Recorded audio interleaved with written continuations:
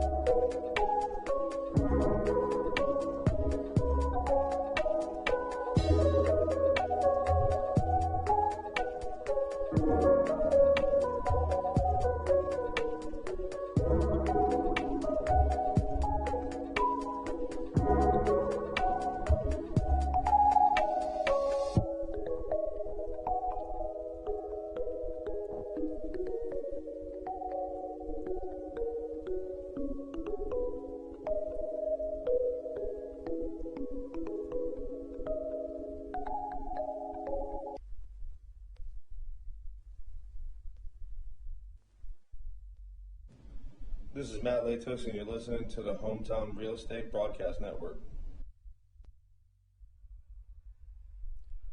From Regency Furniture Stadium here in Waldorf, Maryland, it's the Blue Crabs pregame show. I'm Brendan Casera alongside Matthew Hargrove with you here on the Hometown Real Estate Broadcast Network. And last night, it was a historic night for the Southern Maryland Blue Crabs, who came away with a big win, but also a historic night for Daryl Thompson, who came up with win number 75, making him the all-time wins leader in Atlantic League history, passing Tim Kaine, who had 74 prior.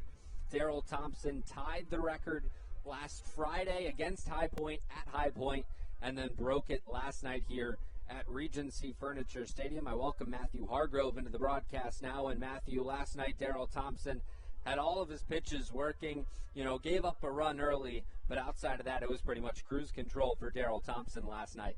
Still able to have a Daryl Thompson-esque outing. 7 innings, allow 3 runs, still a quality start, and with that electric Blue Crabs offense, he could have given up a couple more runs and still would have gotten that great 75th win to make him the king of wins in the Atlantic League for the all-time record books. When you and I, Brendan, first got to Southern Maryland, and I got here a little bit earlier than you did, one of the first guys that I got to see was Daryl Thompson. To begin the month of September, the Blue Crabs had a doubleheader against the Barnstormers. Blue Crabs lost game 1 8-6, and then Daryl Thompson pitched game 2. And, we didn't really know a lot about Daryl Thompson. We knew he was the face of the franchise. But Andrew Banstro was telling us all about him and how even though he's getting up there in age just a little bit, not crazy, he is still so dominant in the Atlantic League. And that's what I saw in that Game 2 doubleheader. Pitched a complete game, didn't give up a run. What he's able to do with those pitches, with the not high-velocity fastball, it's sitting around 85, 86, and a really good slider from time to time mixed in with a changeup. It is just so fun to watch him on the bump, doing his thing, and along with the cool, calm, and collectedness that he brings.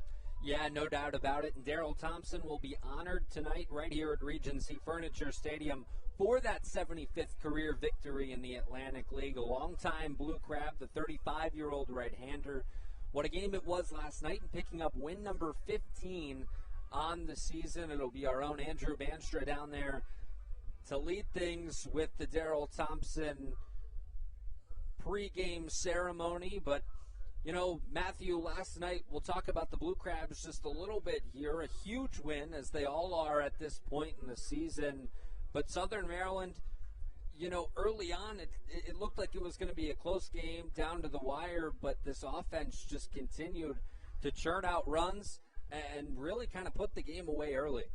It was very surprising that the Blue Crabs were able to score just a run in that bottom of the 4. Stem, the starter for High Point, he was making it look just as easy as Daryl Thompson was last night. Josh McAdams had that big grand slam. Josh McAdams is a captain on this team and someone who I think when he's hitting moonshots over the mini monster, overall this lineup is just instantly better. So I kind of predicted, I was saying that Josh McAdams, I think he's going to have a last 2 weeks, and maybe that grand slam going into the final weekend and the last game of the season against the Rockers tonight. Maybe we'll see another home run from McAdams or a 2-for-4 night. Yeah, you mentioned Josh McAdams last night with a big grand slam that ended up putting 4 on the board, obviously, for the Blue Crabs in an inning in which they would score 5, and that really the inning that completely changed the game for Southern Maryland in a night where early on it looked like Long Island and York may find themselves in some losses, but they ended up coming back in both of their games, so the standings kind of stay in the same spot, or they do stay in the same spot with wins across the board. So Southern Maryland still finds themselves in a situation where they can control their own destiny if they continue to win out here this week It'll be all home games the rest of the way for the Blue Crabs. They'll face High Point for one more here tonight, and then this weekend they will face the Lexington Legends for 4. One of those games, a makeup game. It'll be a Saturday doubleheader here at Regency Furniture Stadium. The last weekend you can get out and watch your Blue Crabs play, unless there is postseason baseball to watch, of course, and obviously a tight race. Still a lot going on in that race, and so it's going to be an interesting finish here this week. We'll get ready for the Darrell Thompson pregame ceremony as we're almost about set down there on the field, and we'll toss it over to Andrew Banstra in a moment. But for now, we'll take a break here on the Hometown Real Estate Broadcast Network. We'll have the official pregame show at 6:20 and first pitch at 6:35.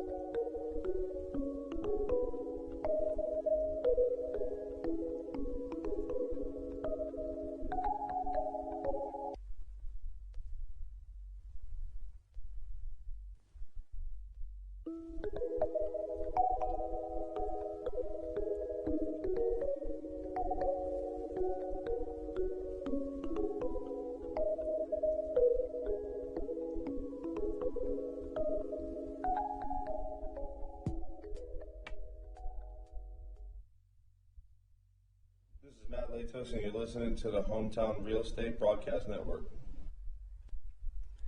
Here from Regency Furniture Stadium, it's the Southern Maryland Blue Crabs pregame show. Brendan Casera alongside Andrew Banstra and Matthew Hargrove here with you from Regency Furniture Stadium as we get you set for tonight's matchup between the Blue Crabs and the High Point Rockers. It was a game last night that had a lot happening.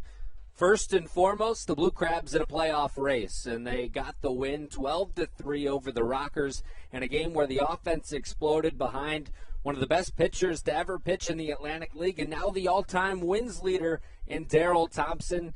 He got his 75th win in his career here in the Atlantic League a night ago, passing Tim Kaine, who had 74 wins. Daryl Thompson all by himself at the top of that list. And Andrew, talking about last night, there's so much to pay attention to right now because you had just a historic night for Daryl Thompson, but also a Blue Crabs team that night in and night out has to win a game to try and get in this postseason. Yeah, you're exactly right, especially when the York Revolution and the Long Island Ducks of the world are doing what they're doing right now. A couple of teams that are playing some of their best baseball of the season, and, Southern Maryland needs to continue to do the same. I know Matthew had mentioned it a couple of times, but the ability to play a really complete game, pitching and hitting, has been executed better than maybe we've seen it in these last couple months in each of the last two nights. But if you're Southern Maryland, you really can't afford to take a night off. If you're this Blue Crabs team, you still find yourself sandwiched in between the Long Island Ducks and the York Revolution, a half game back of the Rebs, who are in first place, a half game up of the Long Island Ducks. Southern Maryland in second place with 5 more games in this season, and it's going to be a fun ride here in Southern Maryland in these next 5 games. And you mentioned that 5 more games for Southern Maryland, that being the key stat there because everybody else has 4. So if Southern Maryland wins out, they are in the postseason. And so we'll see if that can kind of continue tonight. We'll see if they can get the sweep of the High Point Rockers tonight. And like Andrew mentioned, Long Island beat Lancaster last night by a score of 5-3. York also beat the Charleston Dirty Birds. And so it was a night where the Blue Crabs got a win but didn't make up any other ground. And we're going to have the national anthem here now from Regency Furniture Stadium. So we'll take a quick break on the Hometown Real Estate Broadcast Network.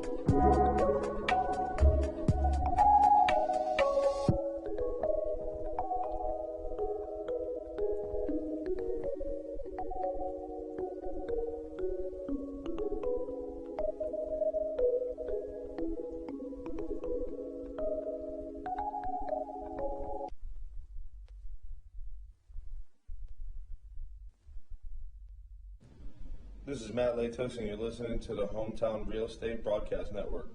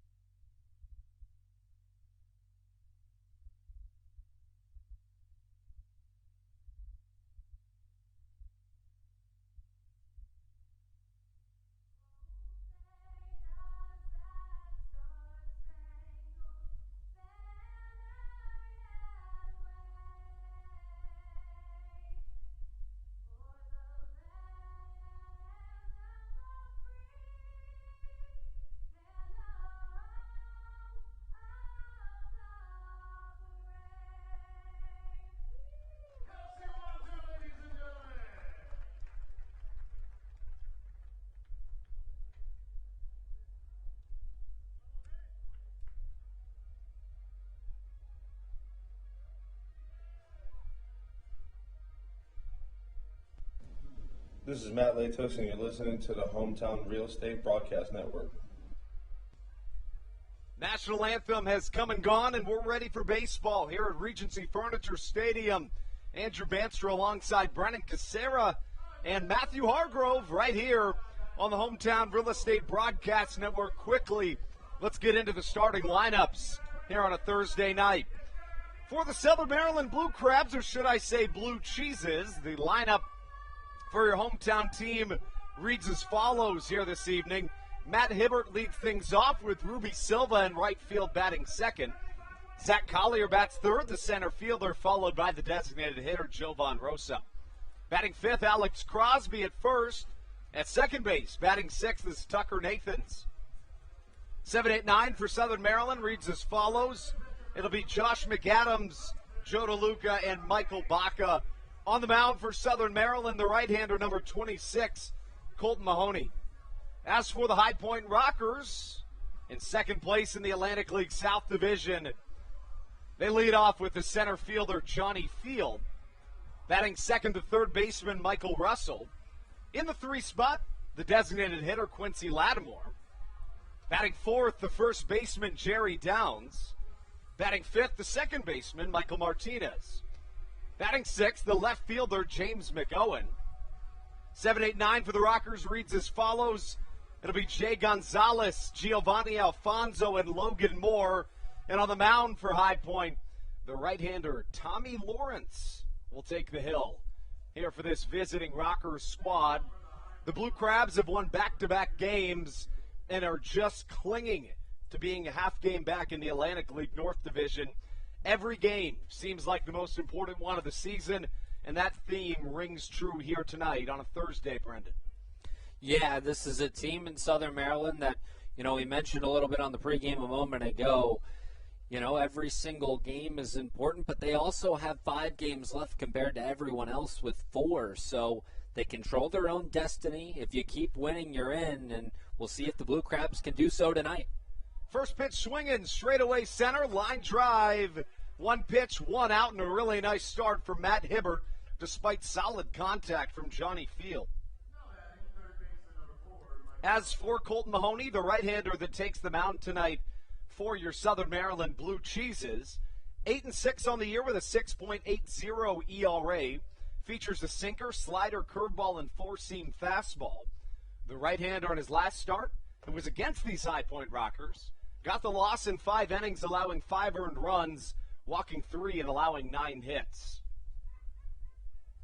Up to the plate, Michael Russell, one of the hotter bats in all of the Atlantic League right now. Mahoney locked in early to count 0-2.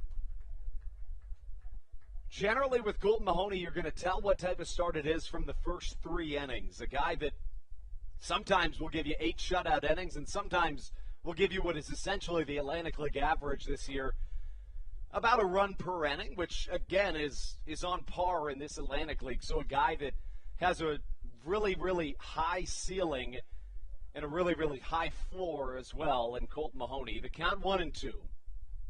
The right-hander steps off. Mahoney in his 83rd career start, his 145th career professional appearance. The right-hander on his way, the 1-2, trying to get Michael Russell to chase, but he won't bite. Mahoney started this season mostly as a reliever, made 6 relief appearances, but for the most part has been a starter ever since the month of about mid-June. Line drive to the left side, looping and right at Matt Hibbert, who catches for out number 2.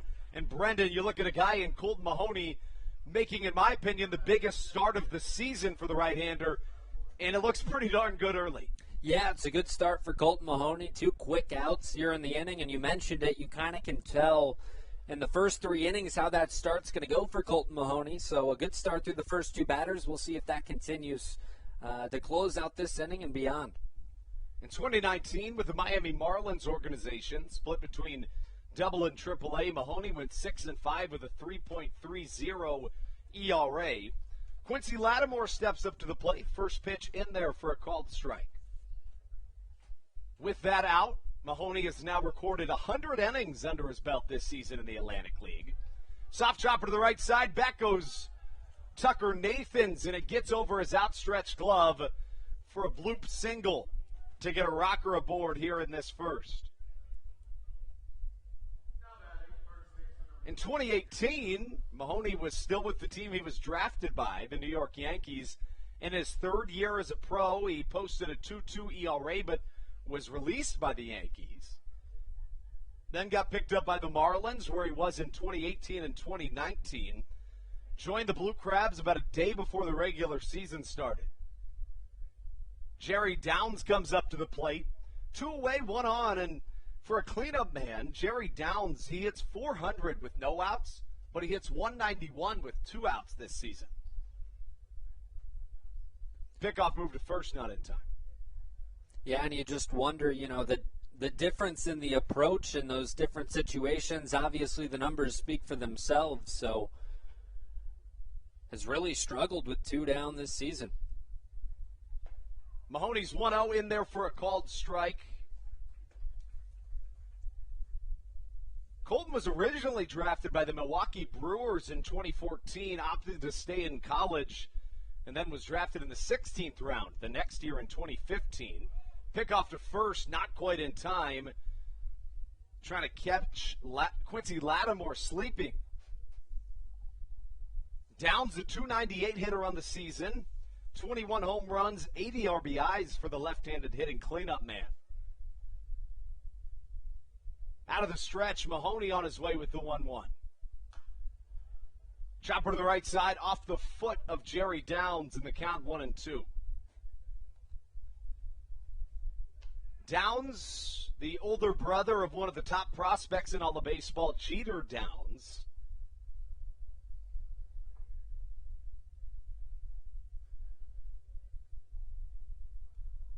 He went to St. Thomas University, won an NAIA championship in 2014. Originally a 15th round draft pick by the Boston Red Sox. 1-2. Bouncing inside, DeLuca keeping it in front of him. And, if you watched that wild card game last night, sure, Cody Bellinger took a couple of bases on Yachty, but despite the Cardinals losing, the utmost importance of having a defensive catcher, of the prowess of Yachty, just shows so many important aspects of the game. And, DeLuca is a wall behind the plate. Completely changes the game, and last night you saw DeLuca with a nice stop, I believe with runners on last night, and then here tonight, 1 runner on, and he makes a stop. So any way you can save a base, especially early in a game, it's important. Colt Mahoney finds himself in a 3-2 full count here to Jerry Downs. Hot shot down the first baseline, foul, and will stay at 3-2. As for Colton Mahoney, he's been better at home than he has been on the road this season. The right-handed Layton, Utah native, 6-3 at home this season with a 5.67 ERA. Most of his wins coming at home, about a run better in the ERA column here at Regency Furniture Stadium. Staying alive is Jerry Downs. And after a really quick start to this first inning, a bloop single and then at least a 7-pitch at bat here to Jerry Downs. Yeah, and those at bats, the frustrating ones if you're a pitcher on the mound, when you face guys that can extend an at bat and force you to throw a number of good pitches in a row. There's another good pitch. 3-2, he goes with a curveball, swung on and missed. Mahoney locked in early. Southern Maryland looking for the sweep of this High Point Rockers squad. On their way to it, scoreless top of the first for Colton Mahoney. When we come back, it'll be Matt Hibbert, Ruby Silva, and Zach Collier right here on your home for Blue Crabs Baseball, the Hometown Real Estate Broadcast Network. Did you know that the Washington, D.C. metro area is the 5th most expensive place to live in the entire United States of America? Sometimes finding affordable housing in this area can feel impossible. If you're struggling to find affordable housing, look no further than the Villages of St. Charles by Ross Properties. You can visit them online at villagesatstcharles.com for more information today. Villages of St. Charles. They'll have you safe at home. There's nothing quite like when the Blue Crabs retire the side. At Wealth Management Partners, they're on your side for your retirement planning needs. It's never too early to start planning your retirement. Talk to the experienced financial advisors of Wealth Management Partners located right here in Waldorf. Call them today at 301-885-0955. Again, Wealth Management Partners. Call them today at 301-885-0955.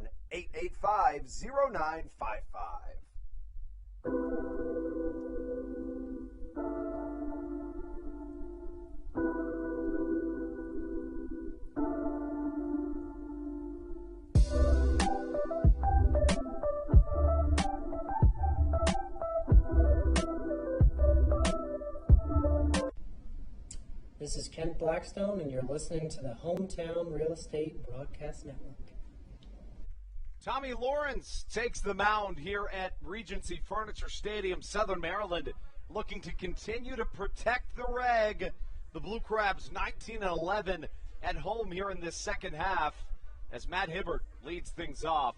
He'll face off against Tommy Lawrence. Lawrence on the season finds himself 10-4 with a 5.04 ERA.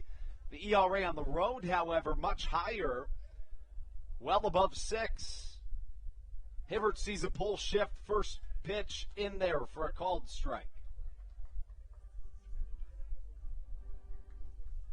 Tommy Lawrence, 5'11", 195 pounds. Where's number 10 on the back of that jersey?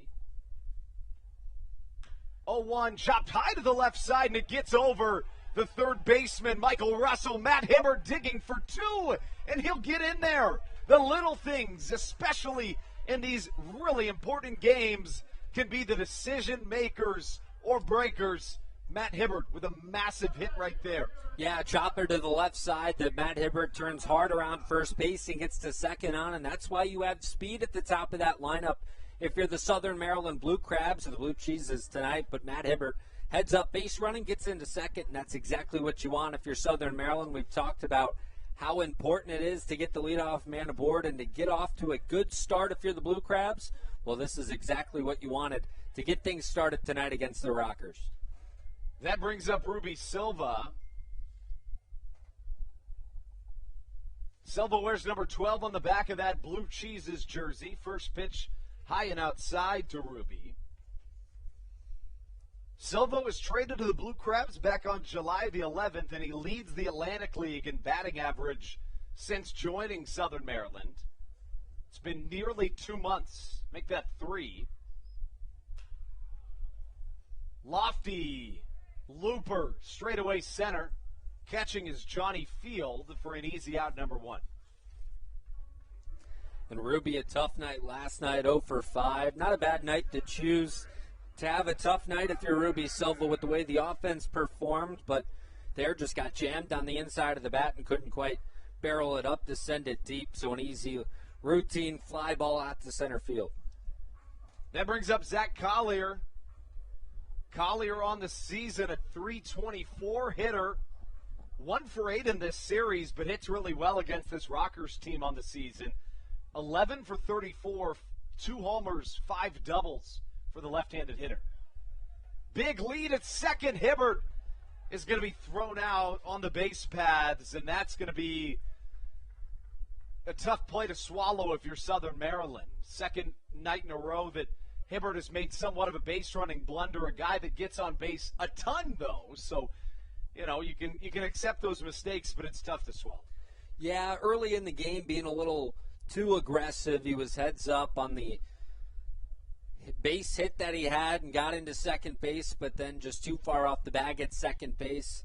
Not how you wanted to continue things on, especially with Zach Collier up in this inning, but Hibbert goes down and now 2 down. This inning started with a leadoff double from Hibbert, then a fly out to center field. Suddenly, nobody on with 2 away. Zach Collier at the plate sees an 0-1 count from Tommy Lawrence. Big swing. Line drive to the right side. That'll be extra bases as well. as Collier strides into second base with a stand-up double. And while that's incredible that he gets the double, it hurts a little bit after having Hibbert at second. Yeah, knowing you would have had an RBI right there. A little bit of a tough situation for Southern Maryland offensively, but Zach Collier does get to second base with 2 down, and now Jovan Rosa to the plate. We'll see what he can do with a runner in a scoring position. Hasn't been at his best of late, but we obviously know what Jovan Rosa is capable of. Scoreboard watching early. Still no outs in the bottom of the first, in the York Revolution up 3-0. Not what you want to hear if you're Southern Maryland, but a runner at second with Jovan Rosa up to the plate. The Blue Crabs already in this game with 2 doubles, no runs to show for it as the cleanup man comes to the plate. First pitch off speed in there for a called strike outside. And to your point about the York Revolution, it just seems like they're not going to stop winning. So, you know, from the Southern Maryland side, we've obviously highlighted that they have one more game than everyone left. So Southern Maryland might have to match them all the way through Sunday. That's exactly right. Southern Maryland controls their own destiny. But if you're the Blue Crabs, you know, coming into this series, you would have thought, you know, you can take 2 out of 3 and feel pretty comfortable, especially playing West Virginia. But right now, it is a win every night type situation. Rosa, the count 0-2. Fastball high and tight misses, 1-2 the count. And that's been the strategy for pitchers against Jovan Rosa of late. It's been utilized in an 0-2, 1-2 count. Anytime you're trying to get that final strike against him, go upstairs with the fastball up and out of the zone, see if he'll chase it. That time he didn't go. 1-2 downstairs, and the count evens at 2 balls and 2 strikes to Rosa. Jovan had a hit last night, 1 for 4, also scored a run. And his first 14 games with the Blue Crabs, he hit safely in at least 11 of those. 2-2. High fly to the right side shouldn't be a problem for Johnny Field, ranging to his left and catching for out number 2. Southern Maryland strands 1, had 2 doubles in the inning, and we end the first with a 0-0 score. Colton Mahoney back to the mound when we return on your home for Blue Crabs baseball, the Hometown Real Estate Broadcast Network. Hey, Blue Crabs fans, make sure to visit the All-American Steakhouse and Sports Theater at 35 St. Patrick's Drive, right here in Waldorf, for some great food with great friends. Their steaks are fresh, hand-cut, in-house daily, as well as many other fresh seafood, chicken, and beef options. They offer outdoor and indoor dining, available each and every day, along with the same great menu to go if you would like. Please visit them online at www.theallamericansteakhouse.com. That's www.theallamericansteakhouse.com. You can also visit them on Facebook or Instagram. They have daily specials that you just can't pass up. Thank you, Blue Crabs fans. All Pawn is Southern Maryland's premier pawn shop and is the official pawn shop of the Southern Maryland Blue Crabs. Stop by and say hello today. They've been a part of the Southern Maryland community for 18 years. If you need some cash to hold you over, or if you're just doing some spring cleaning and want to clear some stuff out, please bring it by All Pawn and let them make you an offer. If you have broken jewelry or some that you just don't want anymore, please bring it by and they'll pay you more than anyone in the Tri-County area. They're located on 301 in White Plains, just south of DeMar Road. Go Blue Crabs!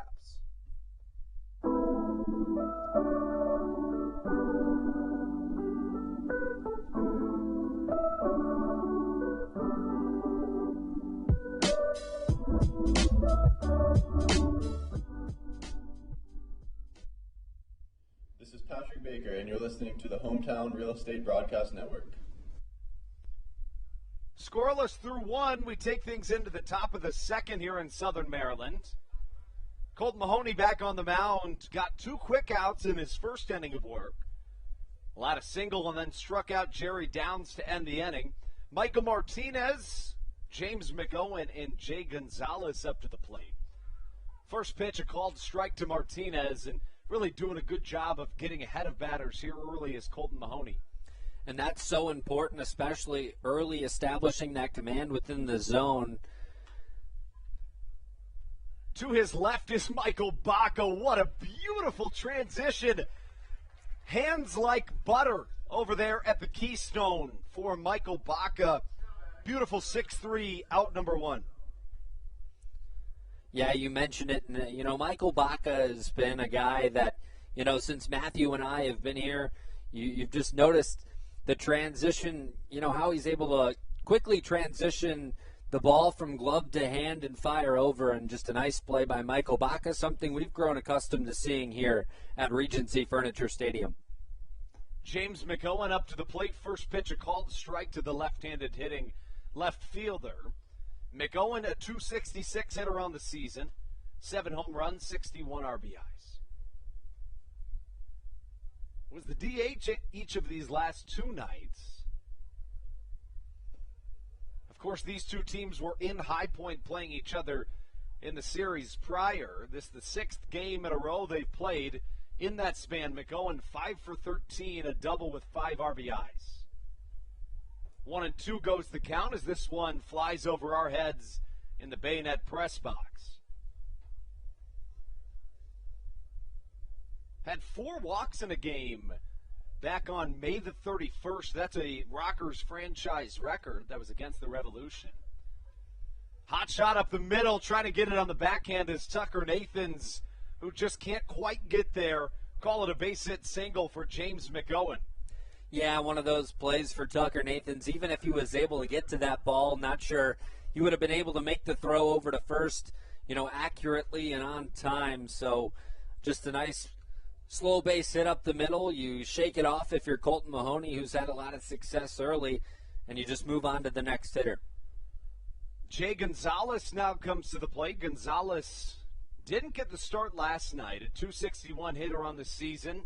Couple of home runs to accompany a dozen RBIs. Each team with 2 hits to this point in the game. Southern Maryland a pair of doubles, with the Rockers having a couple singles. And this is a guy in Jay Gonzalez in this last month hitting .302. He had a multi-hit game last night, so he's had a lot of success in the bottom third of that Rocker order. 0-1 curveball inside. And we've seen it firsthand with the Blue Crabs, just how important it is to have people at the bottom of the lineup that can produce. You look at this Rocker squad that on paper is pretty top-heavy, but, you mentioned it, a guy like Jay Gonzalez doing really well in his own right in that 7 spot. Yeah, and this is a lineup, a bottom third of the Rocker order last night that had a lot of success. 2 multi-hit games in that bottom third. Alfonso with a 1 for 3 night, so a lot of hits coming from the Rockers in that bottom third of the order. So, we talk about Southern Maryland's bottom third, how important it's been, but, High Point had their own success last night there, but just weren't able to bring in a whole lot of runs.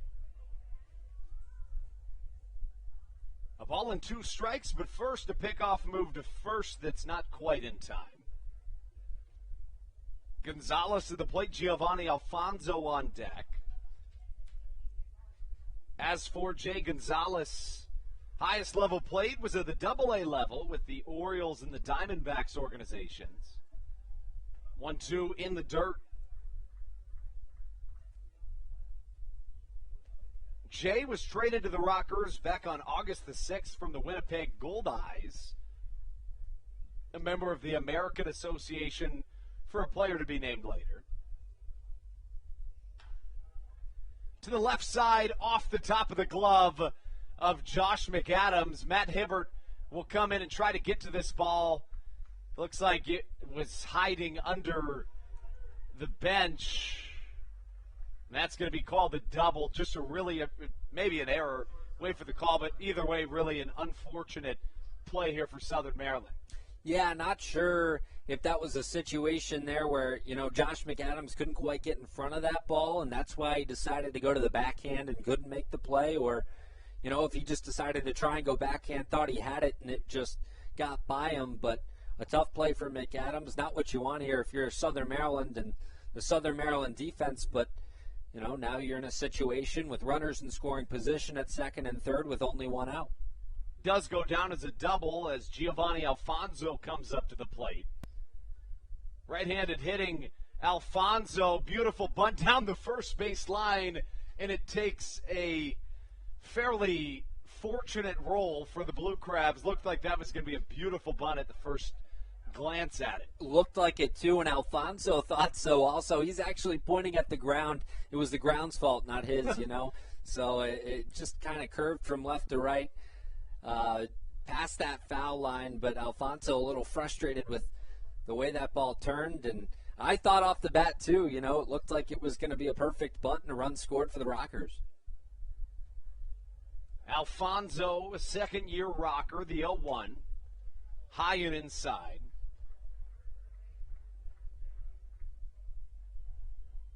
Giovanni hasn't homered him in a month, a guy not necessarily known for his power. A 274 hitter on the season, couple of home runs, 48 RBIs, 10 stolen bases for Alfonso.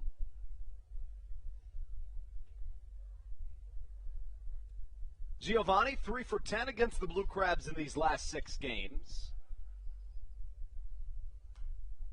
Jamming him inside, and a really nice pitch makes it 1-2. Alfonso played in the South Atlantic League back in 2018, Single A Columbia. Hit 2 home runs that season. Scored and drove in 26. The 1-2 from Mahoney.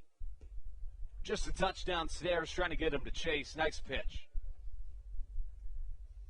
Played D2 ball before heading to affiliated baseball, did Alfonso. Was a member of the national championship team for the University of Tampa back in 2015. 2 balls, 2 strikes, Mahoney's pitch. Again, just a touchdown stairs, and we run full at 3-2. Frustrating if you're Mahoney there. Just, 2 quality pitches, didn't quite get the strike zone, and now a full count in a tough situation here. Payoff pitch, we'll have to wait. Time called.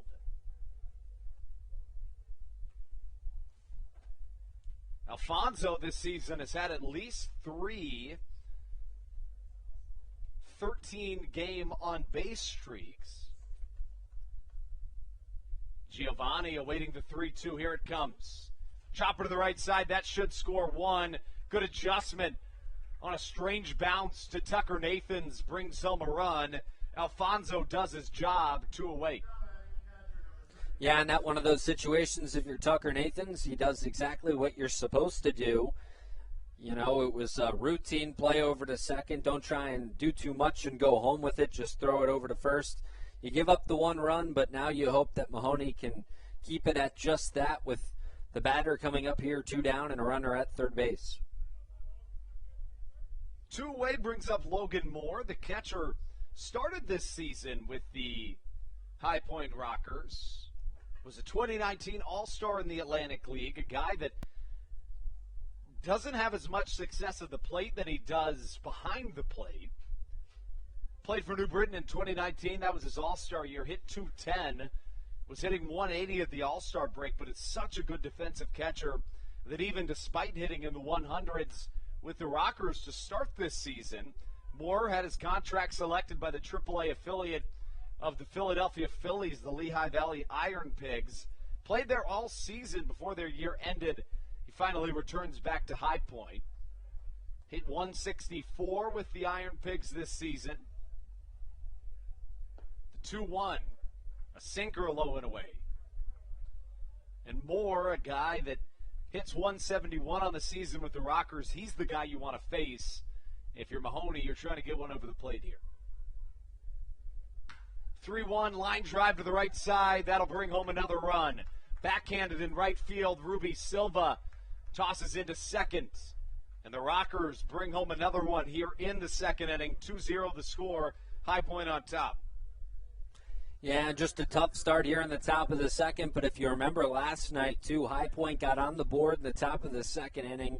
It was only 1 run in that one, but they got on the board, and the Blue Crabs were able to respond later in the game. So, not quite panic mode for Southern Maryland by any means, but just a tough break here in this top of the second inning, and see if Mahoney can still limit the damage here.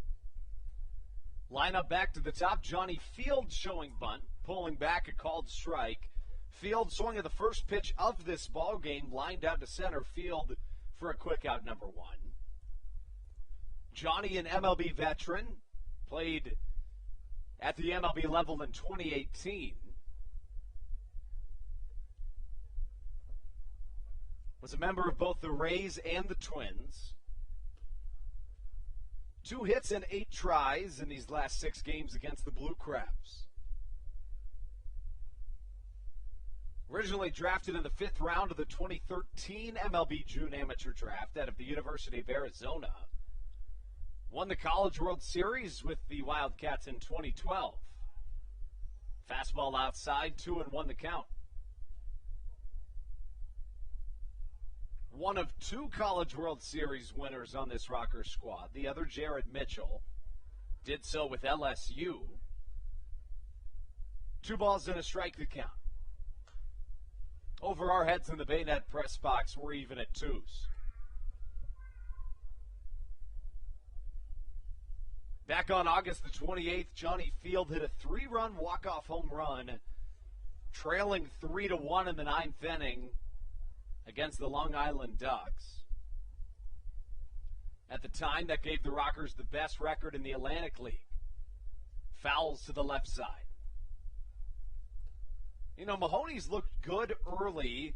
We're expecting offense from this Southern Maryland team. In their half of the first, they had 2 doubles. It wasn't like they weren't hitting the ball well. Yeah, that's exactly right. And they had the 2 doubles, had the opportunity to score. Things just didn't work out for Southern Maryland. And you know what? This High Point, bottom third of the order doing damage. Once again tonight, Jay Gonzalez with a hit, and then obviously Logan Moore brought him in.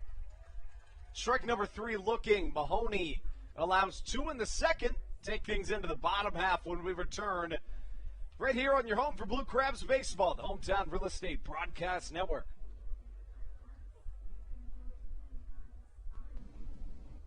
Whether it's Chris Paul, Cliff Paul, Aaron Rodgers, or even the son of a former Blue Crab, Patrick Mahomes, you've seen many athletes endorsing State Farm.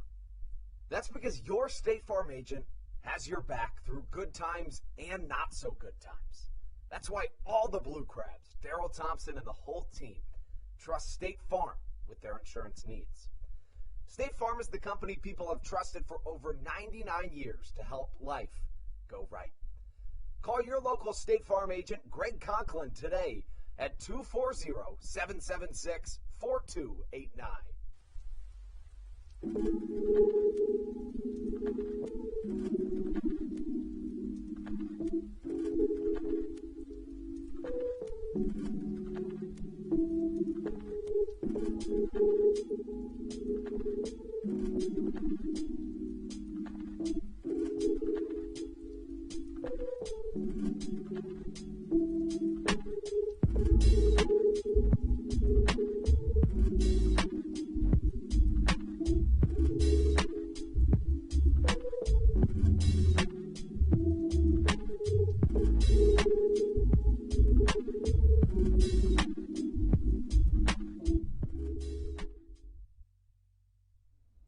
This is Kent Blackstone, and you're listening to the Hometown Real Estate Broadcast Network. Alex Crosby, Tucker Nathans, and Josh McAdams due up for the Southern Maryland Blue Crabs here in their half of the second. Southern Maryland chasing 2. Crosby leads things off. Looking to continue providing offense for this team, something he's been able to do all season long. First pitch upstairs, and mentioned it just a couple of minutes ago, but Tommy Lawrence, in many ways, is fortunate to have gotten out of that first inning, no runs scored, allowed 2 doubles, but a 0 in the run column for Southern Maryland, the count 1-1. Pull shift against Alex Crosby. Lawrence on his way home. Chasing a pitch upstairs, bouncer to the left side. Giovanni Alfonso fields, and Alex Crosby appeared to come up limping as he went over and nearly reached first. Not a sight you want to see if you're a Southern Maryland Blue Crabs fan. Yeah, and this is obviously a long season. This is the time of year when, things start to catch up to you, of course, especially, the last week of the season. So you hope Alex Crosby's all right after that. Tucker Nathans now up to the plate. Nathans has been really good in the month of October. He's 4 for 9 with 2 home runs. Had a solo shot last night. First pitch way high and outside as Tucker Nathans works ahead in the count. Lawrence got the losses last time out. It was against this Blue Crabs team. 1-0, foul to the right side. Nathans wears number 2 on the back of that Blue Cheeses jersey. Foster's Grill winning our first ever Wing Wars competition, being named Southern Maryland's King of Wings, 1-1. Curveball upstairs. Nathans began his career at the independent level, but ended up being picked up by the Orioles, making it as high as the AAA level. After that 2017 season, when he was released by the AAA level of the Baltimore Orioles, he joined the Blue Crabs. That was his only other season here in Southern Maryland. Signed with the Blue Crabs out of the Frontier League a couple of weeks ago. 2-2, broken bat chopper to the right side, fielded on one bounce by Michael Martinez, who throws to first for out number 2. That brings up the hero of last night in many senses offensively for this Blue Crabs team. It's Josh McAdams. The third baseman went 2 for 3 with a home run, 6 RBIs, one shy of the Blue Crabs franchise record. He's got 89 RBIs on the season, and it all started with that grand slam that the Blue Crabs hit last night. And it was all done with the bases loaded last night. The grand slam, you mentioned it. And then, is showing he's willing to go the other way as well. Bloop shot out towards right field that would drive in too. So Josh McAdams, a phenomenal night. Not just a pull hitter, he'll go the other way too, and he did so last night to bring in 2. 1-0, high in the sky, beautiful swing from McAdams, just a little under it. In the Bermuda Triangle in center field as Johnny Field comes into his squad and catches for out number 3. We're through 2 here in Southern Maryland. The Rockers on top 2-0. When we return, Brendan Casera on the mic right here on your home for Blue Crabs Baseball, the Hometown Real Estate Broadcast Network. American Radiology is the clear choice for all of your medical imaging needs.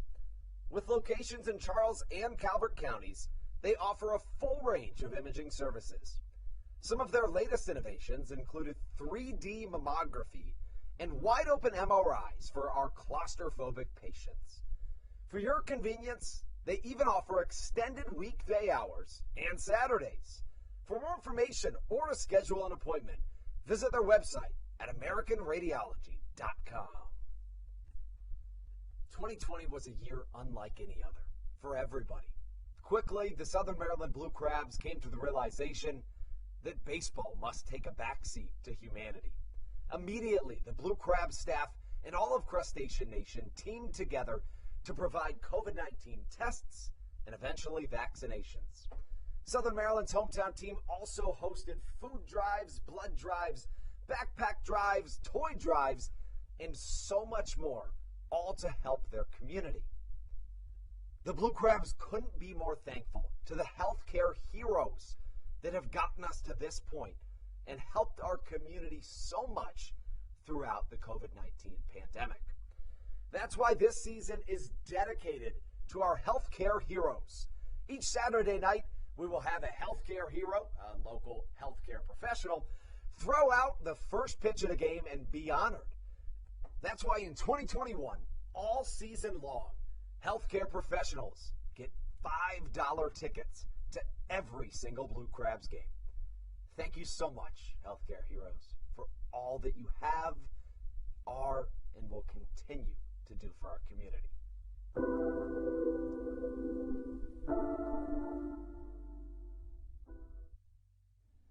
This is Andrew Viceno, and you are listening to the Hometown Real Estate Broadcast Network. American Radiology is the clear. Back here from Regency Furniture Stadium, top of the third, Rockers and Blue Crabs. It's the Rockers on top of the Blue Crabs, 2-0. Colton Mahoney continues his work here on the Hometown Real Estate Broadcast Network. Brendan Casera alongside Andrew Banstra with you. It'll be 2-3-4 for High Point in this inning. Michael Russell, Quincy Lattimore, and Jerry Downs. In his first at bat, Michael Russell went 0 for 1, and the first pitch from Mahoney, a fastball in there for strike one. So far tonight, Colton Mahoney, 2 innings of work, 2 earned runs, 2 strikeouts, no walks, and a check swing on a breaking ball for strike number 2. Russell, a North Carolina native, was also a Tar Heel before being drafted by the Tampa Bay Rays in the 5th round in 2014. And the pitch into him. Strike 3 called to Michael Russell. So Colton Mahoney, 3 pitches and an out, a backwards K to get things started, the first out of the inning. And so that'll bring up Quincy Lattimore, who's the DH tonight.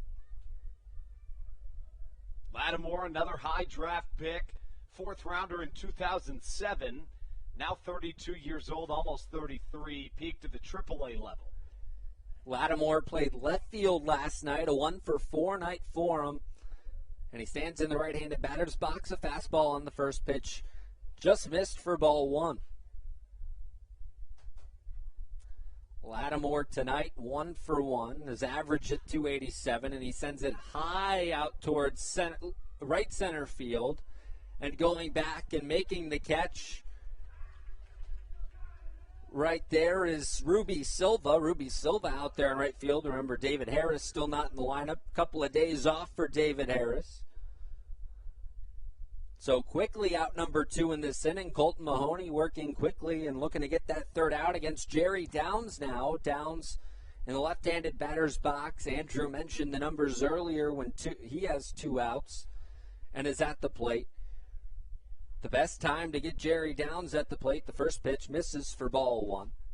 Downs 0 for 1 on the night.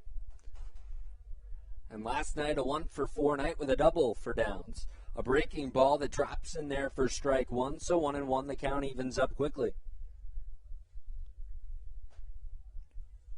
Mahoney, the right-hander, so far tonight going sinker, slider, curveball, fastball, and that one's ripped out towards center field. Collier going back. We'll watch this one fly up and out of here. A solo shot for Jerry Downs over the center field wall, and it's 3-0 High Point. Really nice piece of hitting there by Jerry Downs. Goes over the batter's eye in center field. But again, if you're Colton Mahoney, is a guy that's been really good tonight. Just a really tough break in the second, now a solo shot in the third. You got to keep telling yourself that and expect that offense to back you up, because they will. They've shown it all throughout this last month. And that, a display of power from Jerry Downs. It was his 22nd home run of the year, RBI number 81. The first pitch, a ball into Michael Martinez, the batter now, playing second base tonight. He looks at pitch number 2 in there for a strike. 1-1, the count is even with 2 down here in the inning. So, a tough break for Colton Mahoney. You get the first 2 outs quickly, and then the home run to Jerry Downs and a 1-0 count, or 1-1 count, that one inside.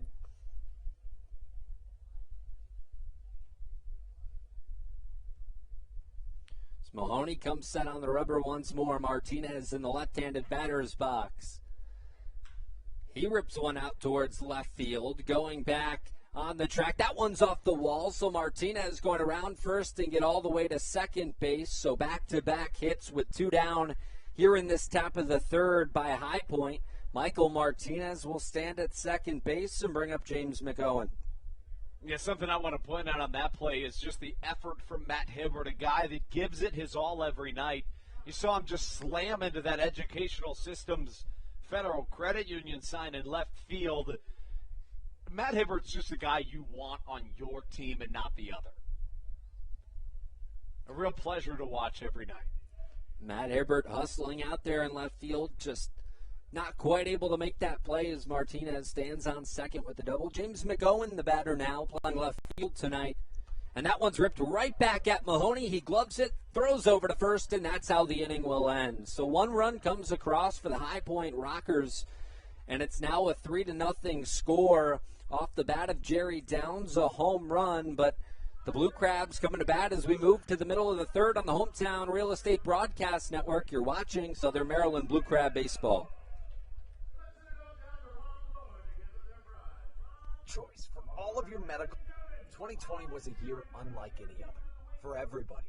Quickly, the Southern Maryland Blue Crabs came to the realization that baseball must take a backseat to humanity. Immediately, the Blue Crab staff and all of Crustacean Nation teamed together to provide COVID-19 tests and eventually vaccinations. Southern Maryland's hometown team also hosted food drives, blood drives, backpack drives, toy drives, and so much more, all to help their community. The Blue Crabs couldn't be more thankful to the healthcare heroes that have gotten us to this point and helped our community so much throughout the COVID-19 pandemic. That's why this season is dedicated to our healthcare heroes. Each Saturday night, we will have a healthcare hero, a local healthcare professional, throw out the first pitch of the game and be honored. That's why in 2021, all season long, healthcare professionals get $5 tickets to every single Blue Crabs game. Thank you so much, healthcare heroes, for all that you have, are, and will continue to do for our community. This is Daryl Thompson, and you're listening to the Hometown Real Estate Broadcast Network. Whether it's Chris Paul, Cliff Paul. Back here in Waldorf, Maryland, the Blue Crabs trailing the High Point Rockers by a score of 3-0 as Tommy Lawrence continues his work in there for High Point so far tonight. 2 innings pitched, no earned runs, no strikeouts and no walks. He has given up a couple of hits back in that first inning, a couple of doubles off of Tommy Lawrence. It'll be 8-9-1 for Southern Maryland tonight, or right now in this bottom of the third inning. Joe DeLuca, Michael Baca, and Matt Hibbert in there. And the first pitch to DeLuca is inside for ball one. DeLuca, a night ago, a 1-for-2 night, now at 299 on the season. As he awaits the 1-0, fouls it back, 1-1 the count. Trying to get over that 300 mark for the campaign, the 2021 campaign, is Joe DeLuca. He has been on fire of late. Joe riding an 11-game hit streak, a season high for the backstop. Really a guy that's been the best bat in this Blue Crabs lineup for the last couple weeks. And a righty on lefty matchup. The 1-1 pitch from Lawrence is outside, so 2-1 the count. During the 11-game home streak, DeLuca 20 for 40 at the plate. DeLuca in his first at-bat tonight, him and Baca yet to record their first ABs as the 2-1 pitch is lined out towards center field, and that'll be a base hit for Joe DeLuca. So that's how things will start here in the bottom of the third inning with nobody out, a man on, and Michael Baca to the plate. Make a 12-game hit streak for Joe DeLuca. You know, we talk about the little things a lot, Brendan, in this game of baseball. For Southern Maryland, you have 2 doubles in the first inning but can't score. As for the Rockers, a couple of bizarre plays, score their first 2 runs. You don't feel bad right now if you're Southern Maryland, but now's the time to start picking it up before you allow Lawrence to really get in a groove. And talking about picking it up, well, a guy here in Michael Baca who is 3 for 6 on the series. A couple of RBIs and a couple of runs scored as well, and he waits the first pitch from Lawrence, and that one outside for ball one. Michael Baca playing shortstop. We mentioned earlier how smooth he is with the glove over there at the shortstop position. He provides offense as well. Came into the game tonight hitting .276 with 5 home runs and 45 RBIs. His pitch number 2 is in there for a strike. A fastball from Lawrence, and the count is even at 1-1. Baca bats in the right-handed batter's box against the right-handed Tommy Lawrence with a man on first and Joe DeLuca. And the fastball hit hard out towards short. Gloved and flipped over to second for one. On to first, a double play. And so not what the doctor ordered if you're Southern Maryland. Michael Baca grounding into a double play, and that big because, Andrew, you know, the way that inning started with Joe DeLuca getting on base, it looked really good. And then the twin killer ultimately puts 2 outs on the board. You're exactly right. And, you know, if you're Southern Maryland, it's a momentum killer for sure, but you just try to keep things going and at some point hope this offense can have a breakout inning.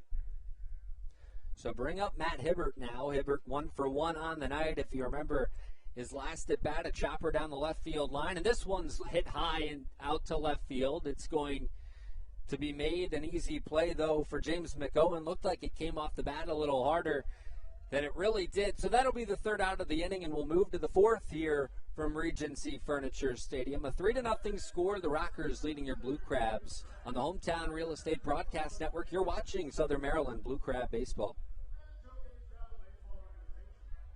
Aaron Rodgers, or even the son of a former Blue Crab, Patrick Mahomes, you've seen many athletes endorsing State Farm. That's because your State Farm agent has your back through good times and not so good times. That's why all the Blue Crabs, Darryl Thompson and the whole team, trust State Farm with their insurance needs. State Farm is the company people have trusted for over 99 years to help life go right. Call your local State Farm agent, Greg Conklin, today at 240-776-4289.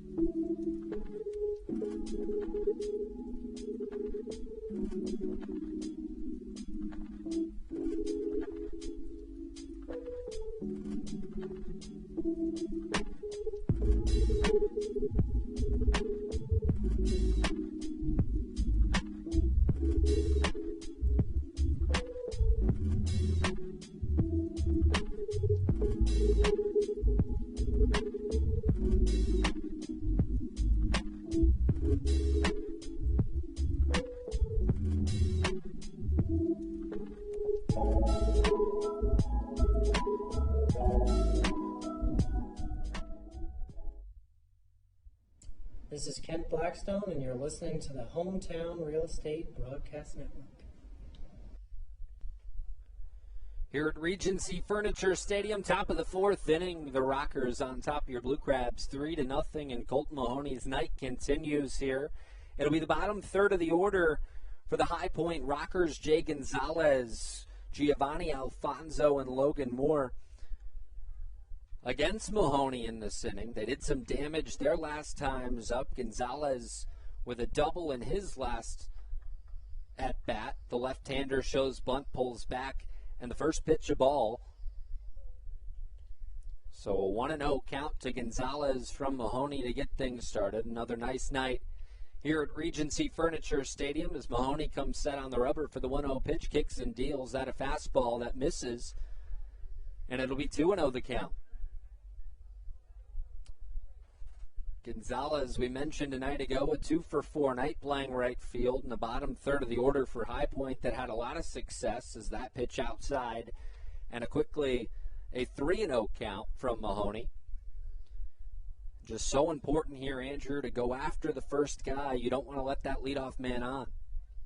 Yeah, it's critical, especially here trailing by a score of 3-0 if you're Southern Maryland.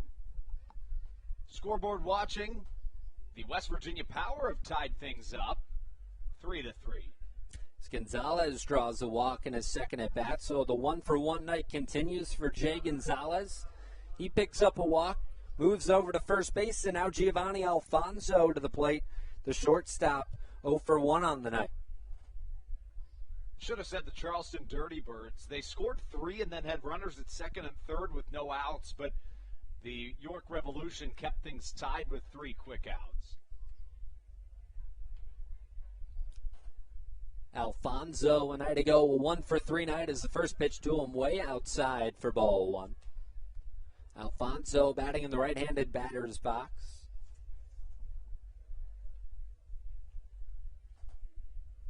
And with the leadoff man aboard, a big at-bat here facing Colton Mahoney. This week, 1-for-3 for Alfonso. He's got 25 multi-hit games this season as he waits the pitch, and that one misses.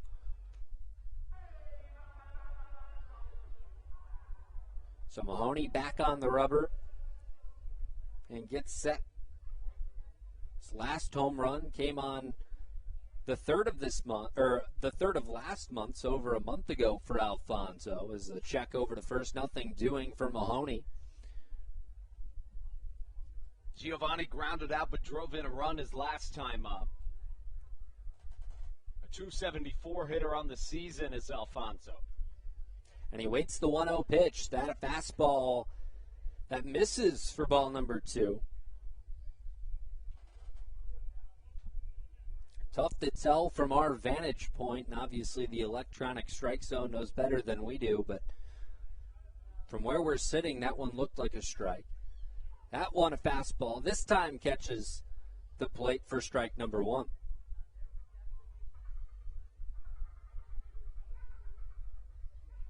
So a 2-1 count to Alfonso, and Mahoney comes set.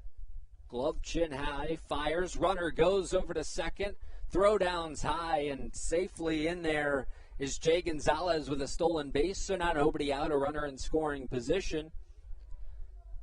And Alfonso in a 2-2 count. It's a Rockers team we've seen be much more aggressive on the base paths of late. Have 42 stolen bases since September started. Mahoney gets set, fires the pitch. That one upstairs. And the count was 3-2, so a walk for Alfonso. And runners now at first and second base for the High Point Rockers in their offense and business. As now Logan Moore to the plate. Moore, a guy that generally doesn't have the highest batting average, but had an RBI single his last time up. Has split this year between the Rockers and the AAA affiliate for the Philadelphia Phillies. Moore looking to continue his success tonight. Mahoney looking for the first out of the inning. He bunts to Luca. Gloves bare hand. Throw over to third. Got him.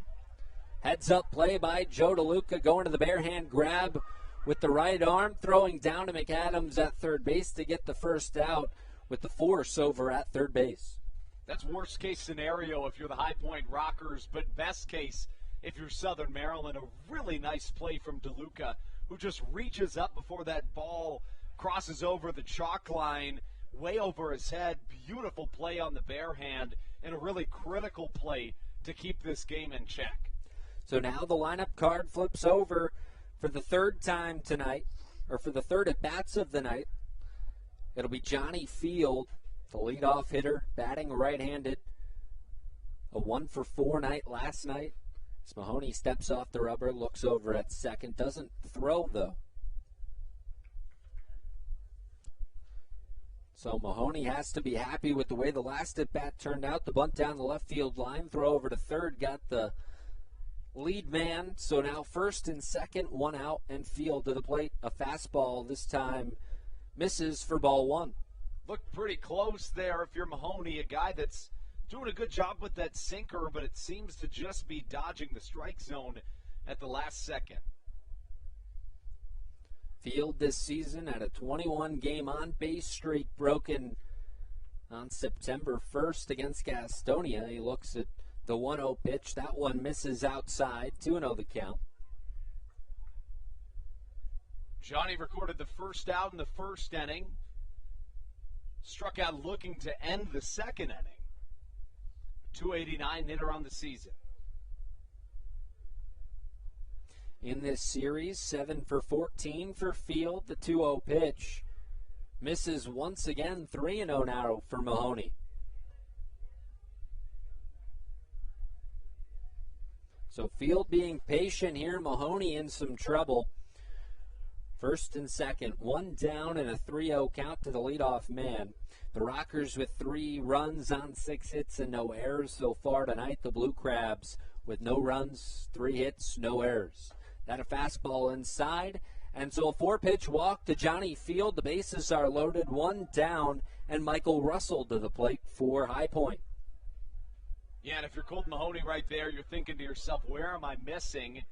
Seems like a fair thought to have, and with that being said, Daryl Thompson's going to give him a little piece of advice right now. Thompson last night became the all-time wins leader in Atlantic League history. At a ceremony pregame, presenting him with a banner, a cake, a ceremonial video, really just the epitome of what you'd want on your team here in the Atlantic League. And the Blue Crabs just really blessed to have him. You know, something that Thompson wouldn't tell you and that often goes overlooked is that this is a guy in Daryl Thompson that when he's not at the field, he spends basically all of his time training the youth of Southern Maryland. In 2020 during COVID, he very well could have just hung out and did his thing. But, I mean, I was still here every day, and literally every day Thompson was here with a group of kids. And once a week he invited the Boys and Girls Club out to come play on the field, something that you'd never know because he'd never tell you, but really just a stand-up individual. A great guy both on and off the field as Mahoney comes set, fires a first pitch breaking ball for strike one. And, you know, I had a conversation with Thompson last night after the win, and, you know, obviously we had the interview that was up on social media, and the first thing he talked about wasn't even about himself. It was about the Red Sox and the Yankees game from the night before. So a guy who loves the game of baseball, loves talking about it. And it's always a great conversation with Daryl Thompson when you can talk about the game of baseball as time's called. And Russell steps back in. Michael Russell tonight playing third, 0 for 2 this evening, but in a big spot here for High Point with the bases loaded, 1 out and an 0-1 count, swings and misses, and it's quickly 0-2 to Russell. And you wonder if Daryl Thompson said something to him about going with that slider here to Michael Russell. Clearly knew something after facing him last night. Back-to-back sliders have Russell chasing. Mahoney featuring sinker, slider, curveball, fastball. He's used the slider 27% of the time so far tonight, and the 0-2 pitch is outside for ball 1, 1-2 the count. Russell hit .394 in the month of September, but has struggled here in this series, third game of it.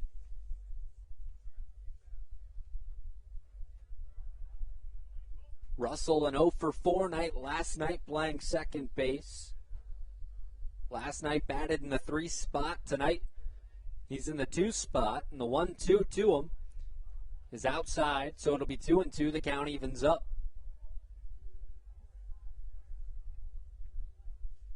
So a big spot here for Colton Mahoney. Bases loaded, 1 down, 2-2 count, 3-0 ball game with the Rockers ahead. And this could be one of those game-changing outs, momentum-shifting outs if Mahoney is able to get it. He kicks and deals a 2-2 pitch. That one grounded through the left side of the infield, and that'll score a run. Make that 2 as the throw in, hits the runner, and so it'll be 5-0. Another run coming home now, make it 6-0. It'll end up sending Michael Russell all the way to third base, and 3-run score for High Point. And again, just a really unfortunate play for Southern Maryland. The little things in this game of baseball are often going to change the game, and you know that one really out of Southern Maryland's control. It hits off the top of the helmet of that runner, and just something that it's a tough one to swallow if you're the Blue Crabs. Yeah, tough play. You mentioned Matt Hibbert. Looked like a pretty good throw in towards home plate, but goes off of the runner and Johnny Field, and a tough play for Southern Maryland, and really a huge play if you're High Point to get things started. 6 runs now on the board, a 6-0 game. First pitch in to Quincy Lattimore's outside for ball 1. Lattimore in the DH spot tonight, and he played left a night ago. He's still got a man at third with 1 out, and the pitch to him is fastball that misses for ball 2. You talk about the importance of this game. Southern Maryland a half game up on the Long Island Ducks, a half game back of the York Revolution. Well, those two teams are about to play each other in a 3-game set. So hypothetically, if the Blue Crabs were to lose tonight and both of those teams were to win, the math gets really difficult for the Blue Crabs to get into the playoffs. Really can't underestimate how big of a game this is. 2-1 pitch outside to Lattimore, 3-1 the count now, and Mahoney struggling a little bit with command facing Lattimore here. Yeah, you mentioned it, Andrew, just a tight race, and you want to keep winning. It's that pitch, the 3-1 inside. No, they'll say that caught the inside corner, so the count will be full to Quincy Lattimore. We'll get a quick SOMDWX news look around the league. The Long Island Ducks on top of Lancaster now 4-0. That game in the top of the fourth inning, just like our game here. Charleston and York all knotted at 3, like Andrew mentioned earlier. That one also in the top of the fourth, so all the 3 games on a similar pace. As the payoff pitch is a grounder up the middle, and that'll score a run. An RBI base hit for Quincy Lattimore drives in the 4th run of the inning for High Point. And it is now 7-0 Rockers. You're looking at a Southern Maryland team that's made a ton of just jaw-dropping comebacks this season, and they know that in the back of their head in a really important game here for the Blue Crabs, a team that can really chip away at a lead. I've seen Tommy Lawrence well tonight, so you can't roll over at this point, nor would you expect them to. A young and hungry team that just keeps fighting as we get action in the bullpen. And the first pitch to the new batter, Jerry Downs, a foul down the right side. Downs, in his last at bat in the 3rd inning, an absolute moonshot out towards center field that got over the batter's eye out there. It was a solo shot with 2 down in that inning, an inning in which Mahoney looked like he'd work quickly as he kicks and fires that one inside for ball 1. So 1-1 the count to Jerry Downs, and you know that had to be frustrating for Colton Mahoney as you get the first 2 guys out rather quickly, and then Jerry Downs goes yard. Was Downs' 22nd homer of the season as the 1-1 pitch is inside, 2-1 the count.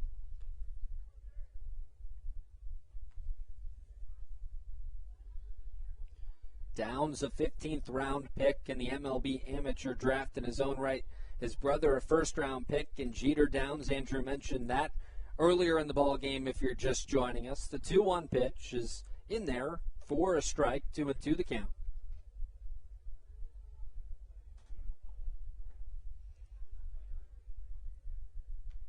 So it's been a tough start early for Southern Maryland. 3 zeros on the board for Tommy Lawrence. Through the first 3 times against Southern Maryland, and it's been all High Point offense early here. Check over to first, nothing doing, and Mahoney will get back on the rubber to face Downs in a 2-2 count. Downs playing first base in the left-handed batter's box, awaits the 2-2, fouls it back. We'll do it again at 2-2. Nice crowd on hand here at Regency Furniture Stadium as we get closer and closer to the weekend. 4 games left this weekend. It'll be against Lexington. We'll have 1 on Friday night, 2 on Saturday with a doubleheader, and then 1 Sunday afternoon as this one's ripped down the right side but foul. Once again, we'll do it at 2-2. The Legends will come in here to Waldorf and look to bother Southern Maryland in their playoff push once again. Remember, Lexington already into the postseason. As Mahoney's 2-2 once again, a grounder down the right side, foul once more. We'll do it again at 2-2. So Jerry Downs just spoiling pitches here and looking to continue to extend the at-bat until he gets something that he likes. And Downs did that his last time up and ended up hitting that solo home run over the batter's eye in center field. A guy with really good power from the left side. The 2-2 once more, up and away, 3-2. The count is full from Mahoney. And looking ahead to Lexington a little bit, Andrew, we were talking about it today, but Brandon Phillips has been on the road with them, so we might get to see him this weekend against Southern Maryland. Yeah, and he's on the active roster. Just got it a couple of minutes ago. Really excited for that. Payoff pitch, strike 3. Swung on and missed by Jerry Downs. So a strikeout for Colton Mahoney, his 4th of the evening. That'll be out number 2 here in this top of the 4th inning. And so now bring up Michael Martinez, the second baseman, hitting 5th in the left-handed batter's box with 2 down and a runner at first base.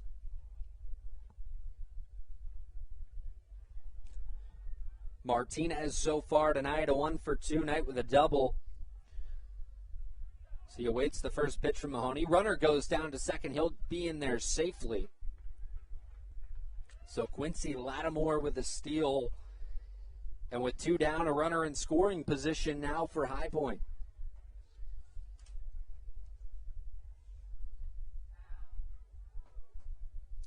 A 1-0 count to Michael Martinez. If you were with us last night, Andrew mentioned the final out in the 2016 World Series that would end up breaking a 108-year curse for the Chicago Cubs. It's been a number of seasons in Major League Baseball, now here in the Atlantic League, and he grounds a chopper over to Tucker Nathans at second base. He gloves chest high, fires over to first, and that's how the inning will end. So High Point strikes for 4 here in this top of the 4th inning, and it's a 7-0 Rocker lead as we move to the middle of the 4th inning. The Blue Crabs coming to bat. We'll see if the offense can do some damage. You're right here on the Hometown Real Estate Broadcast Network. You're watching Southern Maryland Blue Crab Baseball. Weiss Markets is a proud sponsor of the Southern Maryland Blue Crabs and has been since their inaugural season in 2008. Weiss Markets also presents one of the Blue Crabs' best and most famous promotions every single year. Kids can get in free to every single Blue Crabs game of every single year simply by wearing a jersey thanks to Weiss Markets. Weiss Markets can help you with all of your game day needs for a great price. Stop in at your local Weiss today. Eat better, spend less. That's wise. Weiss Markets is a proud sponsor of the Southern Maryland Blue Crabs. When you need a win on the road, don't get left stranded.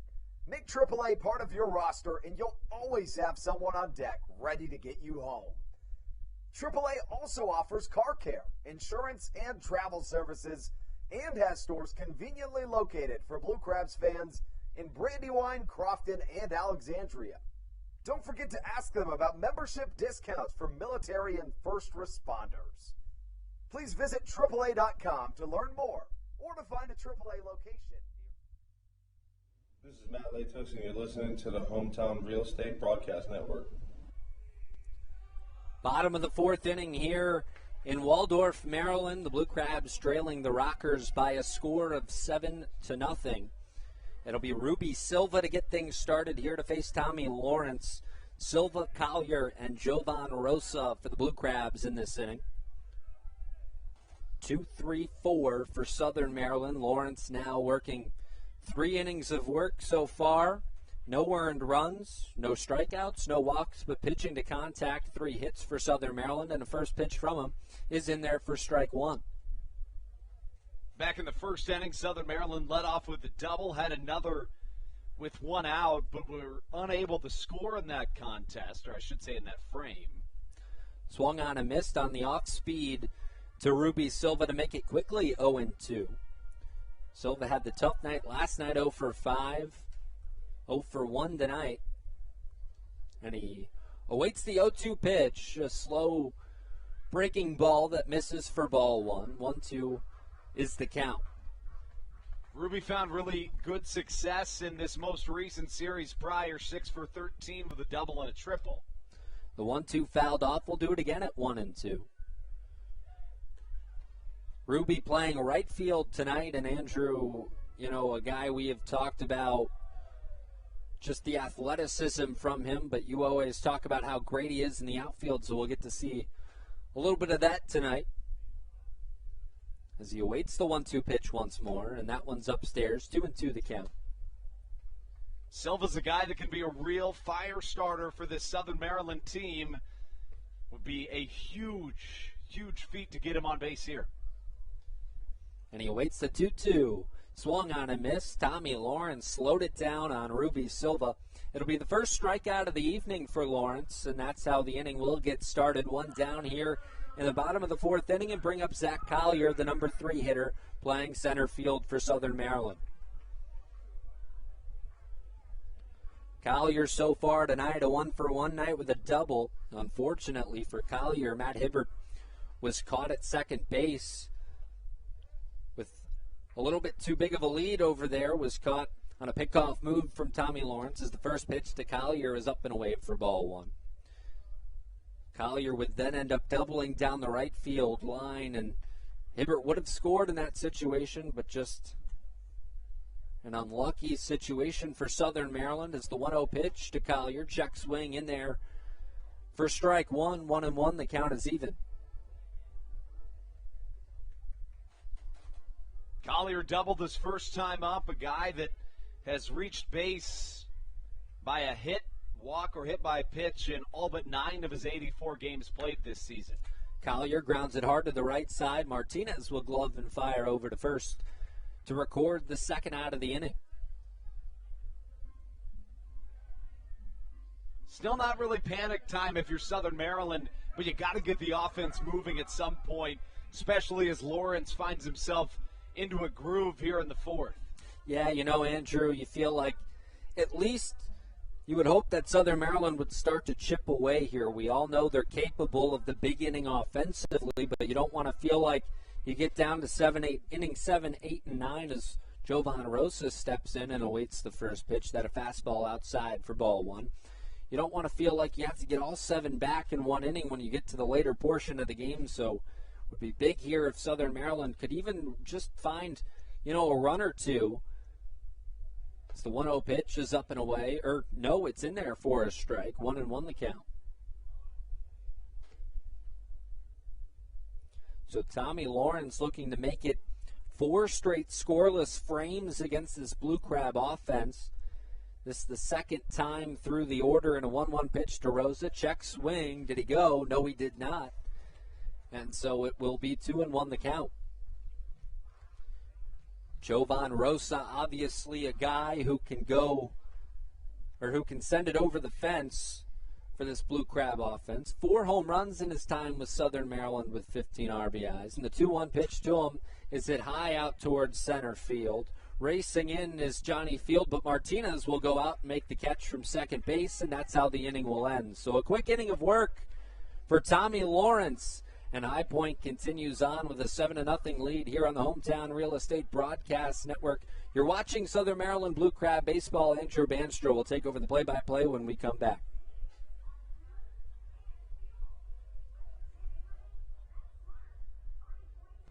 When you need a win on the road, don't get left stranded.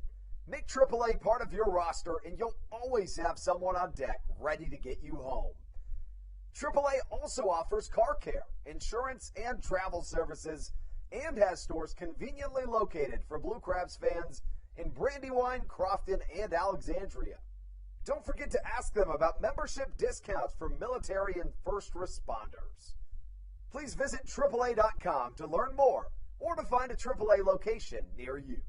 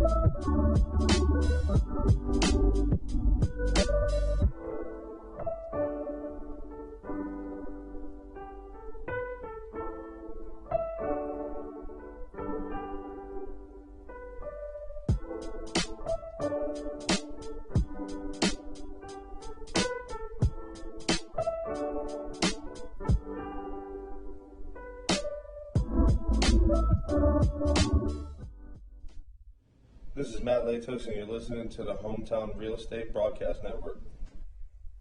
Dylan Brammer takes the mound for your Blue Crabs, or should I say Blue Cheeses, as we take things into the top of the fifth. Give you a final line on Colton Mahoney, the right-handed starter, 4 innings pitched, 3 walks, 8 hits, 7 runs, 6 of those earned. As Dylan Brammer takes the mound, Andrew Banster here, joined by Matthew Hargrove and Brendan Casera, take things into the top of the fifth. Matthew, welcome on to the broadcast. What have you seen to this point? Obviously, if as a fan you've been watching this game in its entirety, you would point out that Colton Mahoney has struggled, and he definitely has. 7 runs through 4 innings is just not a good start, but I was really shocked to see with Russell in the box for High Point, bases loaded, that Stan Kleinberg didn't have anybody warming up down that left field line in the bullpen. Brammer comes up to the plate. I beg your pardon, onto the mound. Brammer, a guy that was picked up recently by Stan Kleinberg and the Blue Crabs and has found tremendous success here in Southern Maryland. If anybody's going to keep you in a 7-run deficit the rest of the way, Brammer's got a good shot. That's another interesting thing that I'm looking out for, is how long will Stan Kleinberg go with Brammer. Line drive to the right side in there for a single coming off the bat here of Michael Martinez.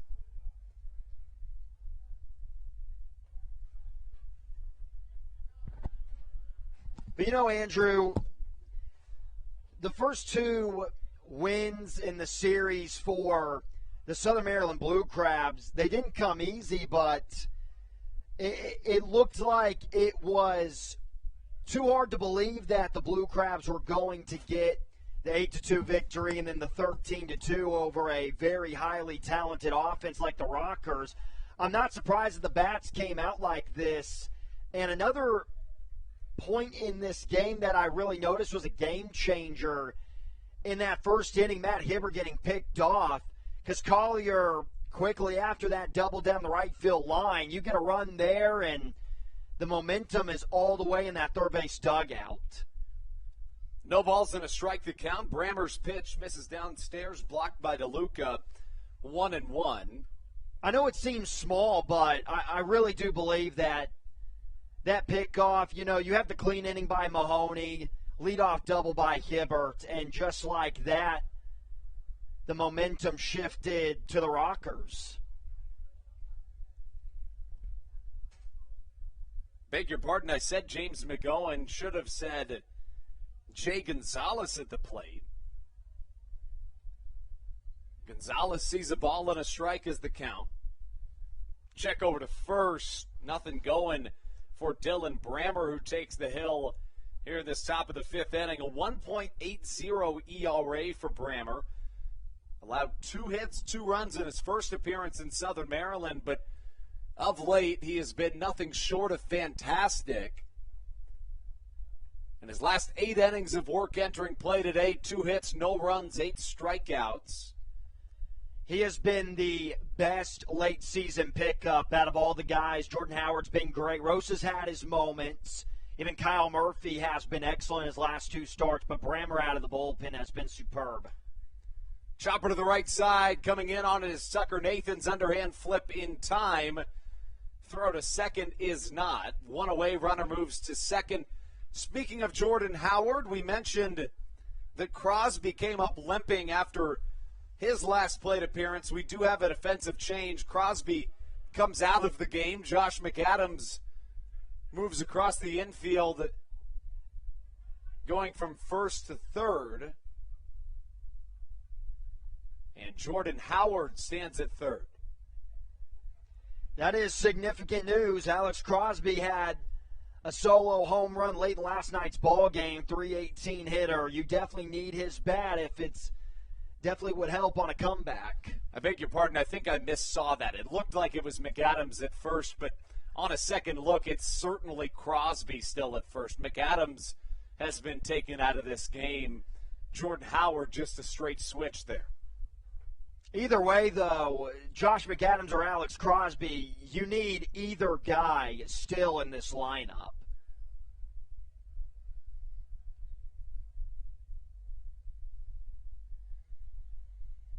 What you got to love about Dylan Brammer, too, and what I've loved about him so much in the month of September and now getting into October, is he's going to go out there and compete. Sneaky fastball.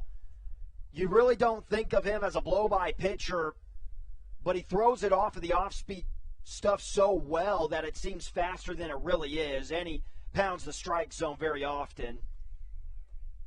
Beautiful changeup there under the bat of the swinging Giovanni Alfonso, who's had a productive night despite being hitless. Grounded out his first time up, but it brought a run home. Walked his next time up and later scored. That changeup can definitely be a key pitch for Brammer, especially tonight. 0-2 hit back into the netting. Will stay there. Dylan Brammer was acquired by the Blue Crabs via the trade from the New Jersey Jackals of the Frontier League for a player to be named later, back on September the 14th. In his 8th season of professional baseball, first in the Atlantic League. No balls, 2 strikes. A look back to second from Brammer.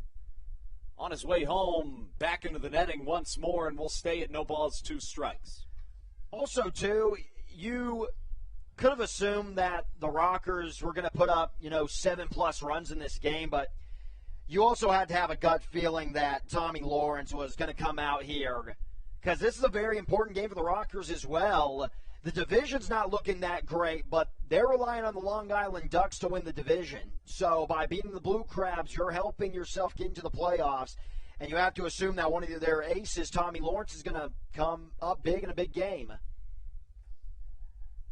0-2 once more. Curveball outside, missing. 1-2, and yet, to that point, Southern Maryland enters this game just 3 back of the High Point Rockers in the wild card spot. So the Rockers with 4 games left after this one. Same thing goes for the Blue Crabs. So this is a very important game for them. Southern Maryland's protected Regency Furniture Stadium quite well here in this second half. Just 9-16 on the road, but 19-11 at home in the second half of this 2021 campaign. Kicking some dirt off the cleats is the man in the right-handed batter's box, Giovanni Alfonso. And if Southern Maryland is able to come back tonight, they get that deficit down to 2 games going into the weekend. Just staying alive here is Giovanni Alfonso, and to your point, they're going to play a Barnstormers team that, while they were just eliminated from playoff contention, just had a 4-game win streak against the Long Island Ducks snapped. Brammer will look back to second, still trying to get a sign from Joe DeLuca. He likes what he sees. Comes set, glove at the chest. Deep breath and the pitch home. Curveball, swung on and missed. A strikeout for Dylan Brammer, who brought his best stuff here on a Thursday night when he needs it the most. And I think that might be his best pitch. Just so much late break, and everyone gets really caught up in how much a curveball or slider is going to break from when it releases out of the hand all the way to the catcher's mitt. That's not what makes a great off-speed pitch. What makes a great off-speed pitch is the late break on it. It's not going to deceive a hitter if they are able to track it all the way to home plate.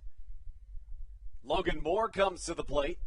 First time he came up, had an RBI single. His most recent plate appearance, he tried to bunt a couple Rockers over, but a nice play from Joe DeLuca turned that into a fielder's choice. A ball and no strikes. Runner at second, first and third unoccupied. 2 away here in the top of the 5th. Rockers leading the Blue Crabs 7-0. Downstairs is the pitch, 2-0. You know, even though the High Point Rockers have a couple of steals tonight, I don't think it's because of Joe DeLuca, his arm, the great throws, or it's not like he's making bad throws. Both of the offerings down to second have been on the money. Just too much speed sometimes in the legs of those guys in the first base dugout. And really good jumps to this point for High Point. 2-0 to left center. High fly ball. Zach Collier's going to try to chase this one down. Instead, Matt Hibbert tries to get it, and it bounces off of his glove as he falls back. And heading to third is Logan Moore. Await the call on that one, but it brings another Rockers run home. They now lead 8-0. In the game of baseball, when one thing goes wrong, it just goes from bad to worse. And Matt Hibbert had a great jump, just didn't watch it all the way in. That's a tough play, though, edge of the track. You got the wall to worry about. Would have ended the inning.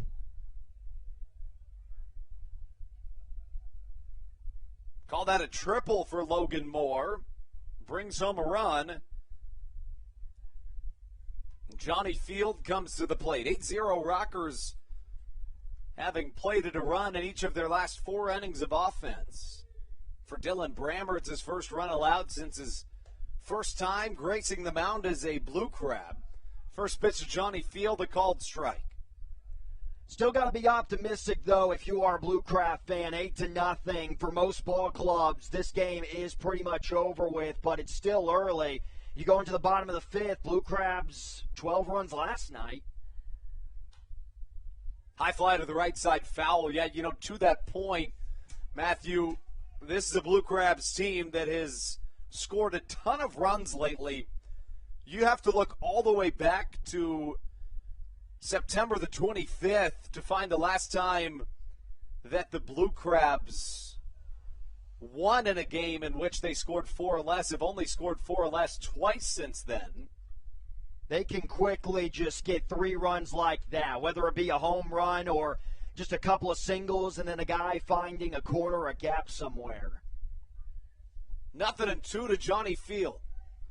Swing and a miss. Nice change up there from Dylan Brammer. A run comes around to score on an RBI triple from Logan Moore. And the Rockers take an 8-0 lead into the bottom of the 5th. We'll take a short break. Matthew Hargrove on the play-by-play when we return on the Hometown Real Estate Broadcast Network. This is Dalton Geeky, and you're listening to Hometown Real Estate Broadcast Network. There's nothing quite like when the Blue Crabs retire the side. At Wealth Management Partners, they're on your side for your retirement planning needs. It's never too early to start planning your retirement. Talk to the experienced financial advisors of Wealth Management Partners located right here in Waldorf. Call them today at 301-885-0955. Again, Wealth Management Partners. Call them today at 301-885-0955.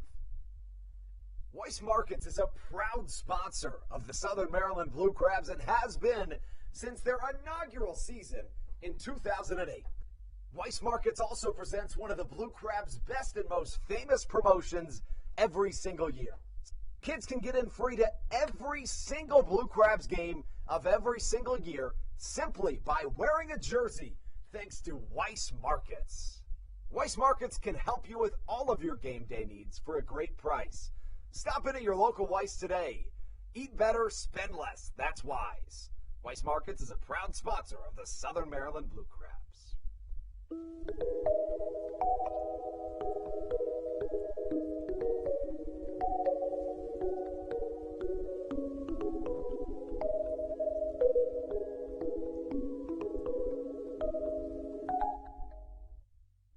This is Matt Latos, and you're listening to the Hometown Real Estate Broadcast Network. We are halfway through at the reg. Not looking good for the Southern Maryland Blue Crabs up to this point. They are down 8-0 to the High Point Rockers. Tommy Lawrence still out there on the bump for High Point. He has been stellar, facing off against Alex Crosby to begin the bottom half. Crosby's going to take a strike that dents the outside part of the plate, 0-1. Lawrence, who we've mentioned already, he was the pitcher of the month in the Atlantic League for September. A very impressive 5-0, or excuse me, the month of August, 5-0 record. As Crosby takes one down in the dirt, trying to battle, find a way to chip at this lead. First ever High Point Rocker to go 5-0 in a month. I know there's the argument in baseball that the win record is a little overrated, but to go 5-0, you got to be doing a lot of that. Crosby swinging a miss on a changeup. There's one gone. As for the Blue Crabs, they have just one hit since that first inning. It was a single from Joe DeLuca. You look back at that first inning, 2 doubles in the frame for Southern Maryland, unable to score. Since that time, the Rockers have scored in each of their innings of offense. Again, a Blue Crabs team that is young and hungry. Sometimes they don't know when to quit, and obviously that's a good thing. Southern Maryland trying to stage a comeback here in a really important game number 3. Let's go to bring up Tucker Nathans. And speaking of players of the month for September, those players were just announced on the offensive side and the defensive. And for defensive, obviously, the guys on the rubber. For the hitter of the month of September, we'll see him very soon. Nathan's on the ground down the first base line. Really nice play there by Downs. 2 up and 2 down for Lawrence. Courtney Hawkins for the Lexington Legends. He batted .412 with 18 home runs and 36 RBIs. That is 18 home runs in a month. That is, I can't even wrap my brain around that. Yeah, it's no surprise that the Blue Crabs submitted Zach Collier as their player of the month. A guy that hit nearly 400, but when Courtney Hawkins is hitting 18 home runs in a month, he's going to be that player of the month. So Lawrence has already picked up his second strikeout of the night. So the punch-outs haven't been the biggest reason why the Blue Crabs have been so unsuccessful tonight. Just a lot of soft contact. A little bit of a shift on Jordan Howard, who was taking his first cuts of the game. .267 batting average, 7 home runs, 23 driven in. Haven't seen Jordan Howard start in what feels like a while. Big swing, chopped towards the Rockers' dugout, 2-1. And Jordan Howard, I know Alex Crosby and Kent Blackstone were away in Europe, and that's mainly one of the reasons why we saw a lot of Jordan Howard, particularly at the third base position. But he was playing some pretty good baseball in the middle of September. Yeah, he really was a guy that's found tremendous success since joining the Southern Maryland team. Has played 17 games as a Blue Crab, hits .340. A guy that's shown the ability to provide some real spark off the bench when used as a sub. See if he can do so this evening. The pitcher of the month was Austin Nicely, York Revolution, 4-0 with a 3.41 ERA. He's been a part of that late surge. Swing and a miss, he got him. Couple of strikeouts in the inning for Lawrence. Another 0 on the board for the Blue Crabs. Heading to the 6th, Rockers lead 8-0. You're watching Blue Crab Baseball on the Hometown Real Estate Broadcast Network. This is Josh McAdams, and you're listening to the Hometown Real Estate Broadcast Network.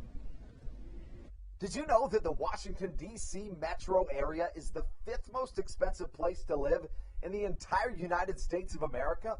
Sometimes finding affordable housing in this area can feel impossible. If you're struggling to find affordable housing, look no further than the Villages of St. Charles by Ross Properties. You can visit them online at villagesatstcharles.com for more information today. Villages of St. Charles, they'll have you safe at home. There's nothing quite like when the Blue Crabs retire the side. At Wealth Management Partners, they're on your side for your retirement planning needs. It's never too early to start planning your retirement. Talk to the experienced financial advisors of Wealth Management Partners located right here in Waldorf. Call them today at 301-885-0955. Again, Wealth Management Partners. Call them today at 301-885-0955.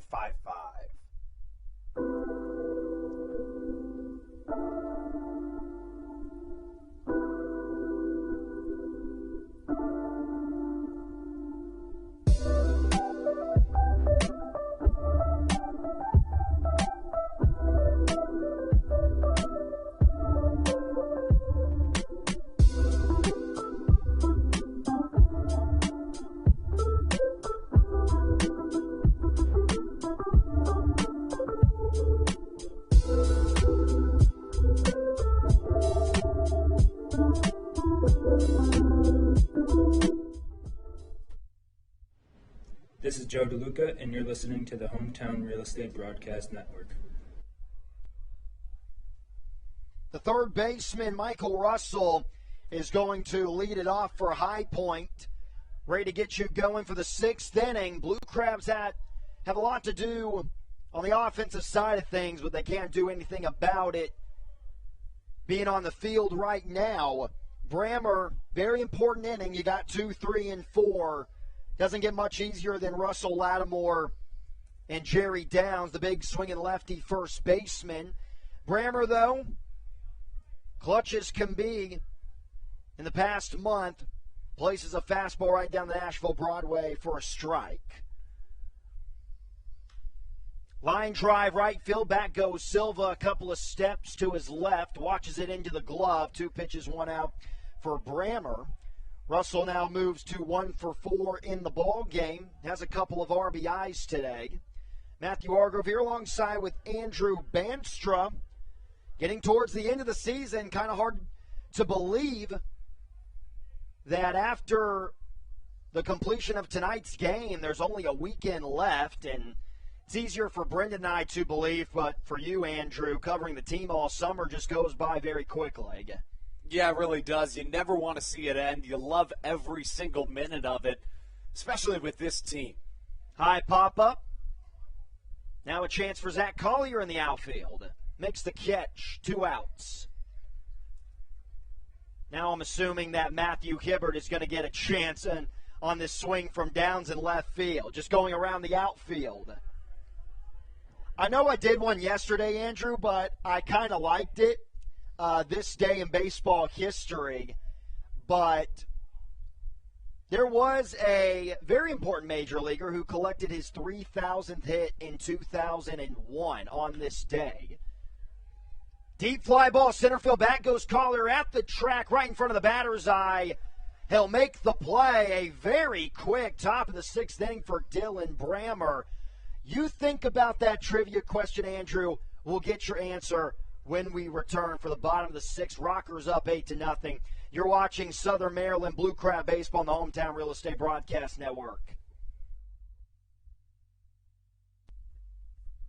Hey, Blue Crabs fans, make sure to visit the All-American Steakhouse and Sports Theater at 35 St. Patrick's Drive, right here in Waldorf, for some great food with great friends.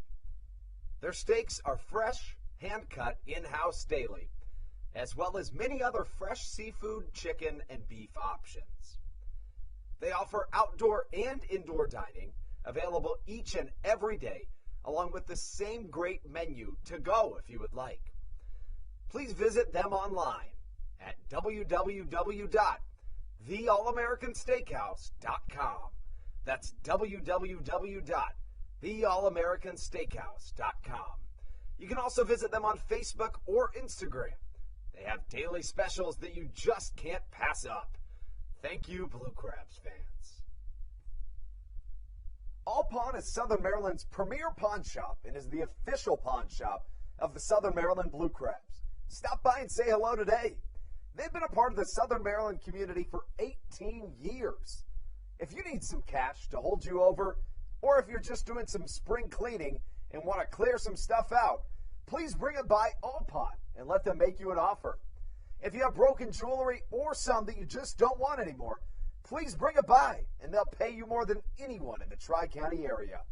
They're located on 301 in White Plains, just south of DeMar Road. Go Blue Crabs! This is Patrick Baker, and you're listening to the Hometown Real Estate Broadcast Network. Dylan Brammer might have had one of the quickest innings that you will see the entire season. I believe the pitch count was 4.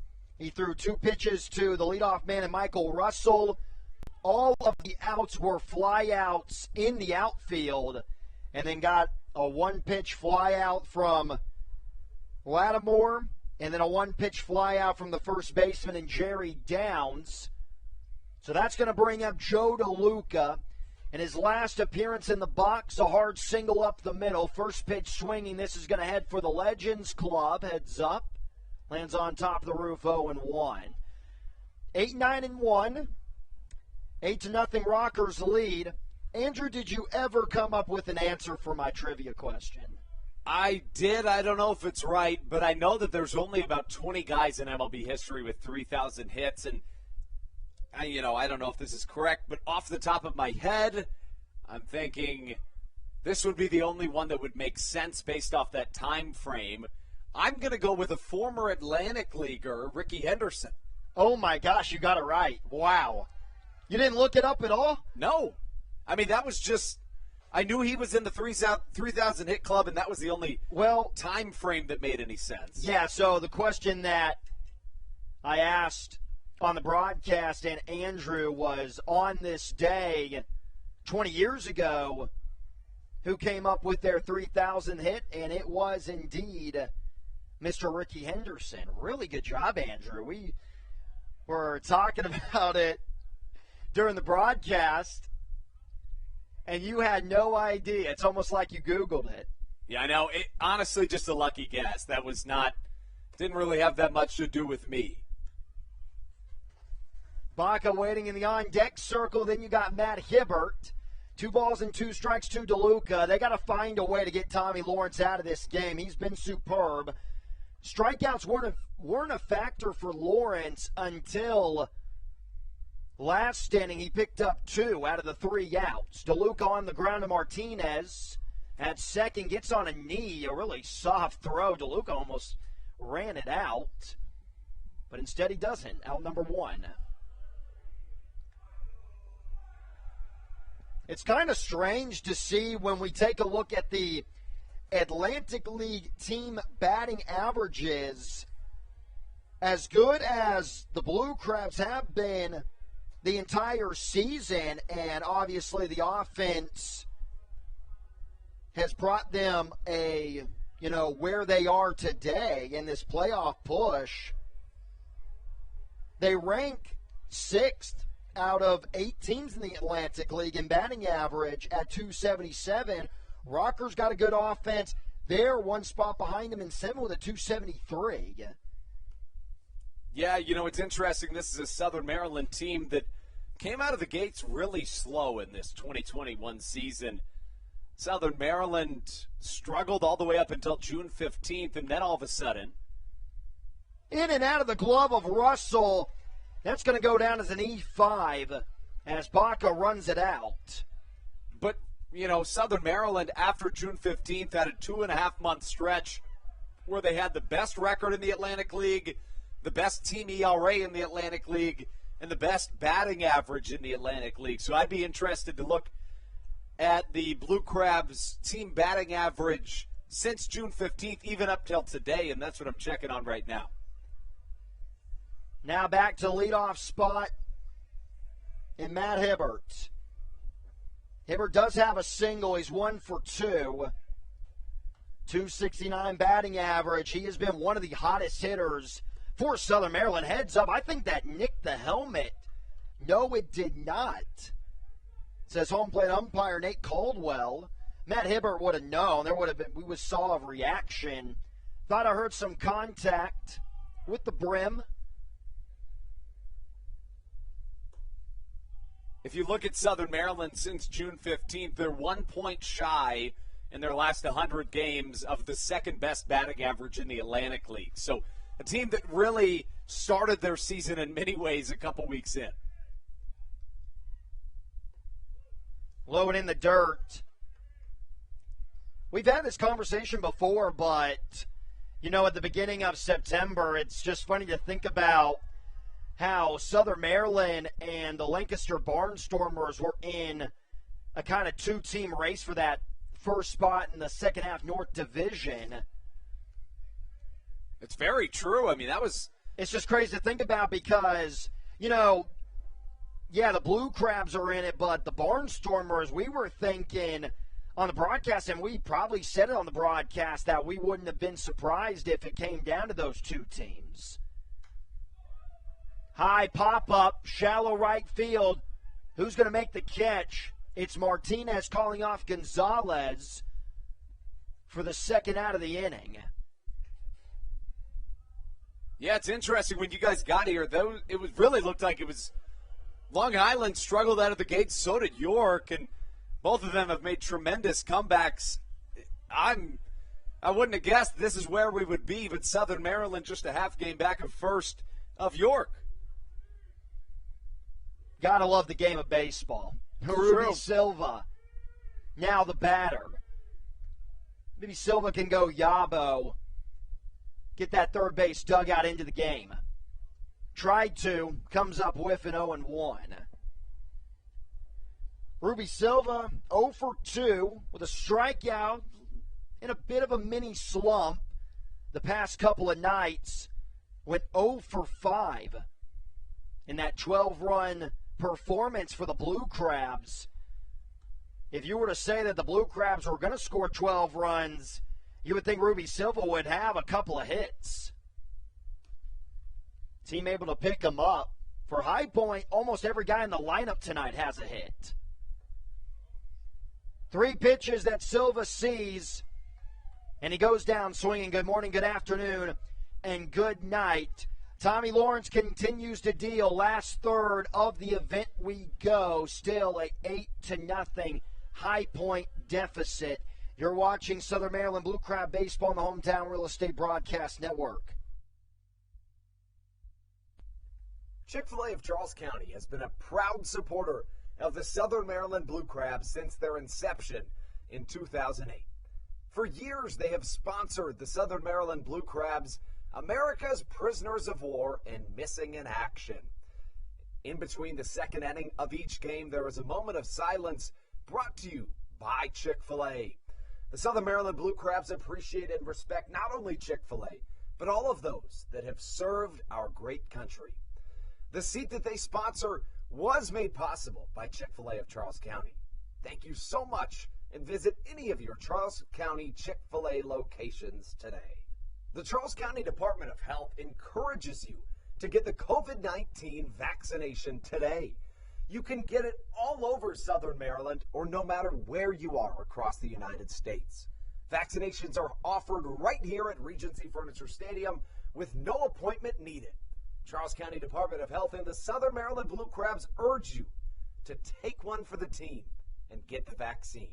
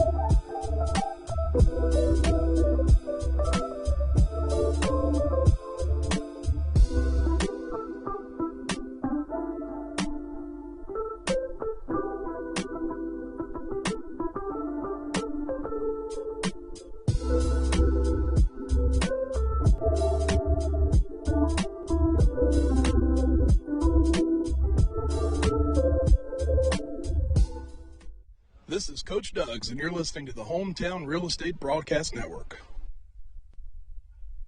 We're going to see Ty Tracy on the bump now for Southern Maryland, the big throw-in righty. 0-0 on the record with a 10.80 ERA. First pitch that he offers to the second baseman, Michael Martinez, is swung on and missed for a strike.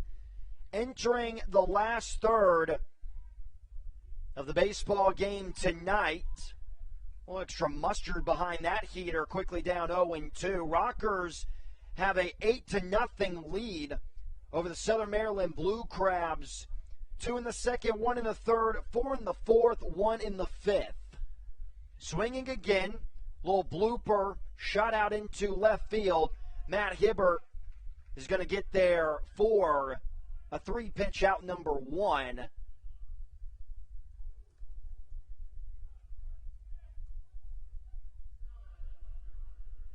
Very quick out number 1 for Ty Tracy indeed.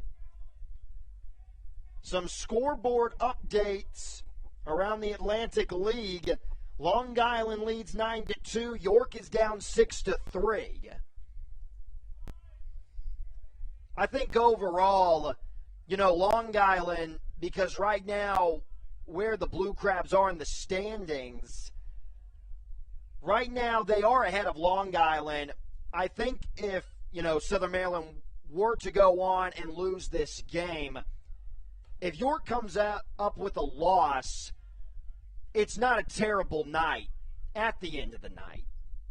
Yeah, no, you raise a really good point. A couple of minutes ago, we were thinking, what's going to happen if Southern Maryland wins? And then on the flip side of Southern Maryland loses and York wins. That would have been a disaster. But, Southern Maryland would still be in control of their destiny, even if they lose tonight, as long as the Revs also lose. Broken bat, Michael Baca charging. High throw. It's going to go past Crosby. Should have been out number 2. Just a little lackadaisical there on Baca. Will go down as an E6. Second error of the night for the Blue Crabs. Baca had plenty of time to shuffle his feet. Ball did go out of play, so that means McOwen moves into scoring position. It's been hard to keep him off the base. Before that, it'll go down as obviously not a single to his credit, but going into the AB, 2 for 3 with a couple of runs. Here's now the right fielder, Jay Gonzalez. Looking to make matters worse. Tracy bounces a fastball into the mid of DeLuca for ball 1. It has been all High Point up to the top of the 7th inning. Blue Crabs fans really haven't had a lot to cheer about. Now 2-0. With Lexington coming in, and some pretty big crowds are expected for the weekend series. And what do you expect? It is the last time that Blue Crab fans could see their hometown team, but it'll be a lot more fun with a really great team in Lexington coming in. And yeah, you and Brendan were talking about if Brandon Phillips is able to make an appearance, that's going to draw even more crowds, you would assume. 3 balls and no strikes to Gonzalez. Get me over fastball. Ends up going in the dirt. So Gonzalez takes the slow jog down the first base line. Second and first. Ty Tracy, a guy that has struggled this year but doesn't really walk all that many batters. In 16 appearances, 20 innings pitched, he's only walked 6 batters entering play today. It's the hits that have plagued him. Entering play today, he's allowed 43 hits in 20 innings pitched. So generally pretty good control out there on the mound, but here he sees the walk. We're going to get a pinch hitter now for the shortstop in Alfonso, J.R. D. Sarcina. And he is quickly swinging, places it into the right center field gap. One run's going to score. Here comes Gonzalez, rounding second, standing on third base with a 2 RBI triple. Moves the scoreboard to 10-0. And it doesn't all the way take the wind out of the sails for Southern Maryland, but it makes things a whole lot more difficult. One away runner at third and a double-digit lead for the Rockers. Just a nightmare game for the Blue Crabs. And you know Michael Baca's got to be kicking himself. 1 out, nobody on base. If you were still with us here in the top of the 7th. Easy ground ball off the bat of Mick Owen right to Baca. Overshot his first baseman. And still even up 10-0. The Rocker hitters are not playing around in the box. Very aggressive still with the swings. The catcher Moore 2 for 3.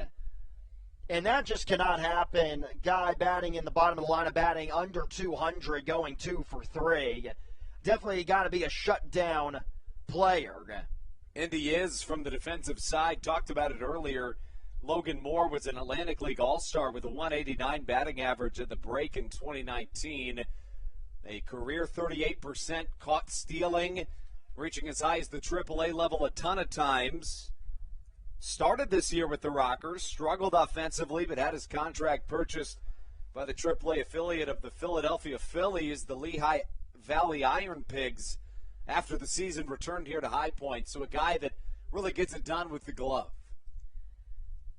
You know, a catcher in the big leagues that swing and a miss well late on that fastball. Big strikeout for Tracy. 2 gone. A catcher in the big leagues that he's not great with the bat. Definitely can have the overpowering home run swing from time to time. The average is not great, but he's so good at drawing walks, and it's one of the reasons why he is an all-star catcher is Yasmani Grandal. But he's a guy who, you know, you'll look up his average. He's batting 180, 190, and he's still an all-star. And guys who are baseball fans who are looking at the averages and his numbers are immediately thinking, how is this dude an all-star? But the on-base percentage is always up there, at least in the rankings for catchers. And that's the thing about a good catcher is that because they work so much with pitchers, generally they're going to be pretty high IQ as a batter. So they know what to expect. They know the zone really well, especially without an electronic strike zone. They know each umpire zone pretty well. So oftentimes for what they lack in batting average, they're able to make up for it in that on-base percentage and with their defensive prowess. Johnny feels feeling a little left out tonight. Line drive into right field, and it's because of that. He still does not have a hit, even though his teammates have compiled 11 of them. 2 more runs on the triple by D. Sarcina in a pinch-hitting situation. 10-0 Rockers. Get up and stretch at the reg. Blue Crabs need to get it going with the bats. You're watching Southern Maryland Blue Crab Baseball on the Hometown Real Estate Broadcast Network. This is Dalton Geeky, and you're listening to Hometown Real Estate Broadcast Network. There's nothing quite like when the Blue Crabs retire the sign. At Wealth Management Partners, they're on your side for your retirement planning needs. It's never too early to start planning your retirement. Talk to the experienced financial advisors of Wealth Management Partners located right here in Waldorf. Call them today at 301-885-0955. Again, Wealth Management Partners. Call them today at 301-885-0955. Weiss Markets is a proud sponsor of the Southern Maryland Blue Crabs and has been since their inaugural season in 2008. Weiss Markets also presents one of the Blue Crabs' best and most famous promotions every single year.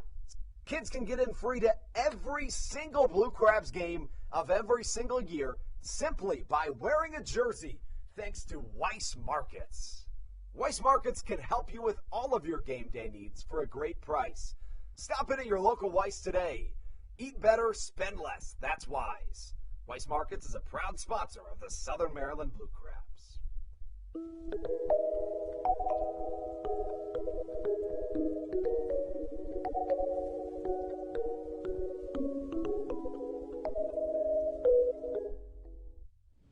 This is Matt Latos, and you're listening to the Hometown Real Estate Broadcast Network. Into the bottom of the 8th we go. Make that the bottom of the 7th here in Southern Maryland. Bring up the 3-4-5 in the Blue Crabs batting order. Comes in the form of Zach Collier, Cesar Trejo, a pinch hitter, awaits on deck. And then in the hole, you find Alex Crosby, first pitch in there for a called strike to Zach Collier.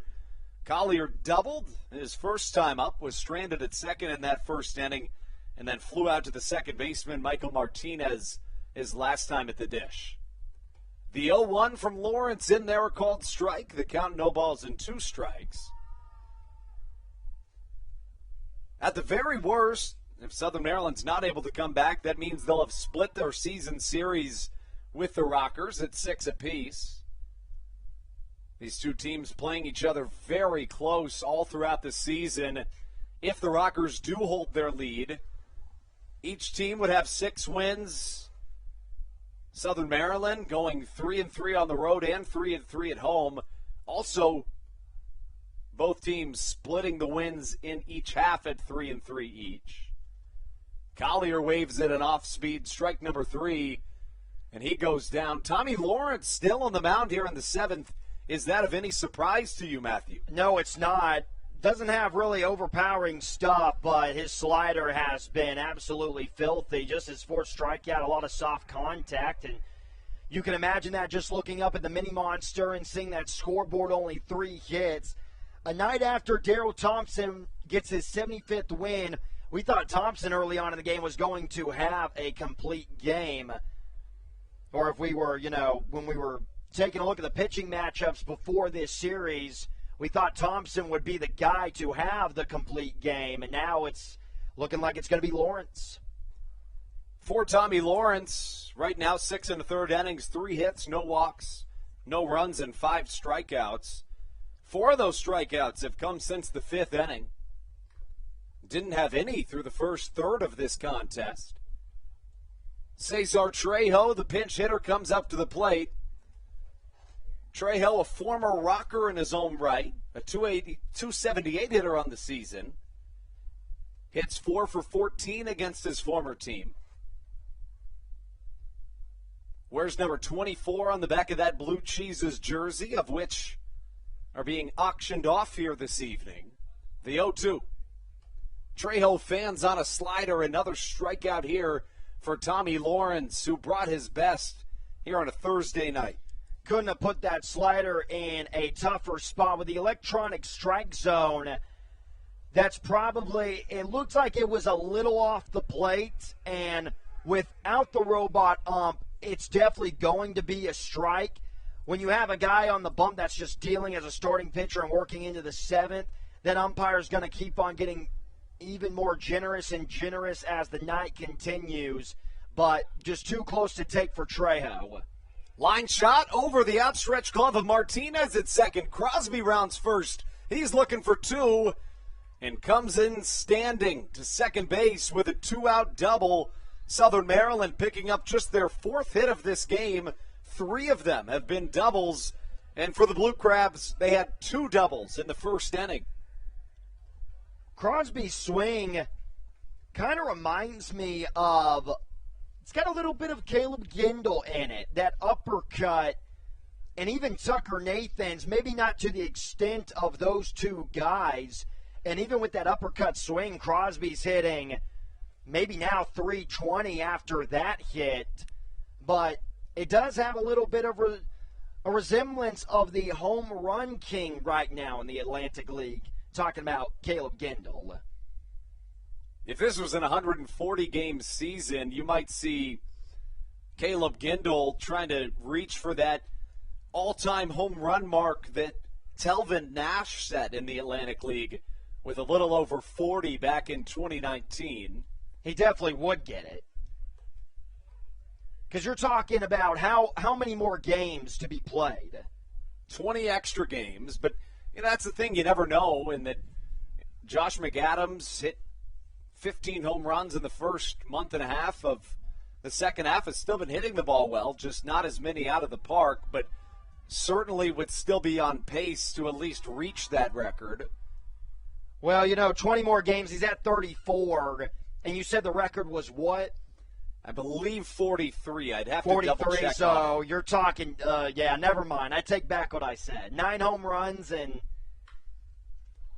Line drive up the middle, that'll score a run. Put a crooked number on the board if Crosby can get home in time. He doesn't slide, but he's safe. Southern Maryland now trailing 10-1 on the RBI single from Tucker Nathans. 10-1 ball game. Crosby's got to get down. Too close of a play. That would have been really bad if he would have been tagged out, and he almost was. What a great scoop there by the catcher Moore, and I'm really surprised that Johnny Field came up firing to home plate with the score being what it is. Most guys would just let the guy reach home plate, just get it into second base. The number for Nash was 41 in 2019, and it's interesting because if this doesn't show you where the offense has gone here in 2021 in the Atlantic League, I don't know what does. Nash led with 41. Richie Schaefer was in second place with 27 home runs. And then in third was the Blue Crab center fielder Corey Vaughn with 23. So the third place in the home runs leader had 18 less home runs than the man in first did. A 14 home run lead. So really, back in 2019, the offense was, as we know, way down. Everybody in the top 5 in the Atlantic League in batting average this year has a chance at what would be the all-time crown for the best batting average in Atlantic League history. So, just such crazy offensive numbers this season makes things like what Darrell Thompson's been doing all the more impressive. 15 wins on the year as we see Jordan Howard singling up the middle. Southern Maryland had 2 quick strikeouts, Collier and Rosa, as Jamie Keefe might call it a day on Tommy Lawrence, who allowed 3 hits through his first 6 innings, had 2 quick strikeouts in the 7th before giving up 3 straight hits. Should the inning continue, it would be Joe DeLuca to face off against Tommy Lawrence. I think it would not be a bad move to take Lawrence out. He's been great, and I know it's 10-1, but there's been some pretty hard contact from the Blue Crab offense in this inning, and the way that Joe DeLuca has been swinging the stick as of late, you are one bad pitch away from giving a lot of life to Regency Furniture Stadium and making it 10-4 with at least 2 more at-bats for Southern Maryland. Southern Maryland has had a couple of 9-run comebacks this season, have not had a 10-run comeback, but both of those 9-run comebacks included at least 6 runs in the 7th inning with 2 outs, and both of those were here at home. So should DeLuca do that, it would be very reminiscent of a couple of games we've seen here this season. First pitch to DeLuca, misses downstairs, 1-0 the count. Joe extended a 12-game hit streak, or made a 12-game hit streak earlier in this ball game.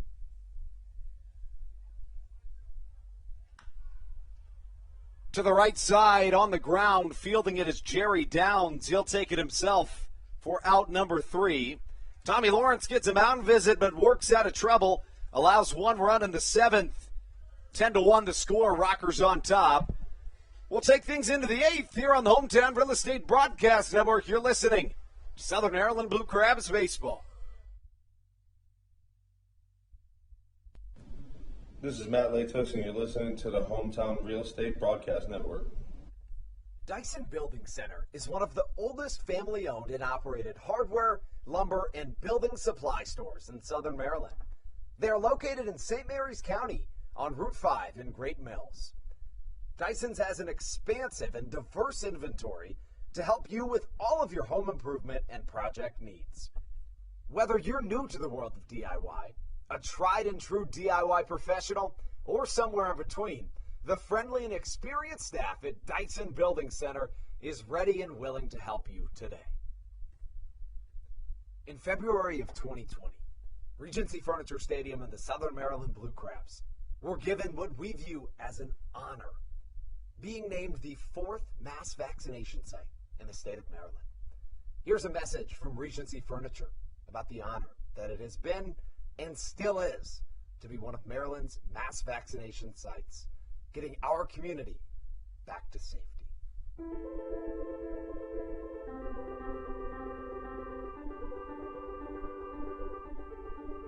During these times of uncertainty, it helps to know there are things we can control to help ourselves and others. For me, it presents the hope that soon enough, my friends and family will be together again.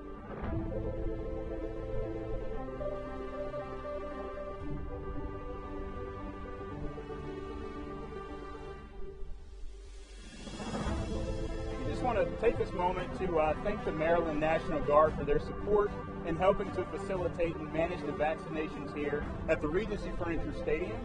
We just think it's so important for everyone to do their part, and we're just grateful for their support. Thank you for your support, and we're just honored to be a part of the vaccination effort out here and to serve the community.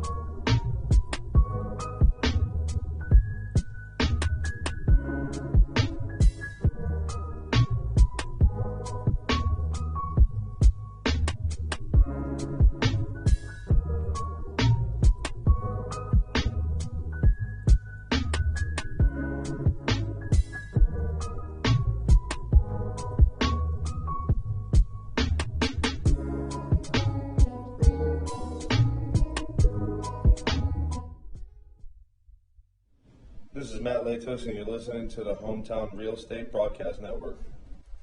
Dyson Building Center is one of the oldest family-owned and operated hardware. New arm on the mound for your Blue Crabs as we take things into the 8th inning. Also a couple of defensive changes for Southern Maryland. Start with the new man on the mound. It's Cody Strayer that takes the hill. He'll face the 2-3-4 of this lineup. The defensive changes for Southern Maryland. Behind the plate, it's Bronson Butcher that takes the defensive prowess for this Southern Maryland team. In left field, Cesar Trejo enters the game.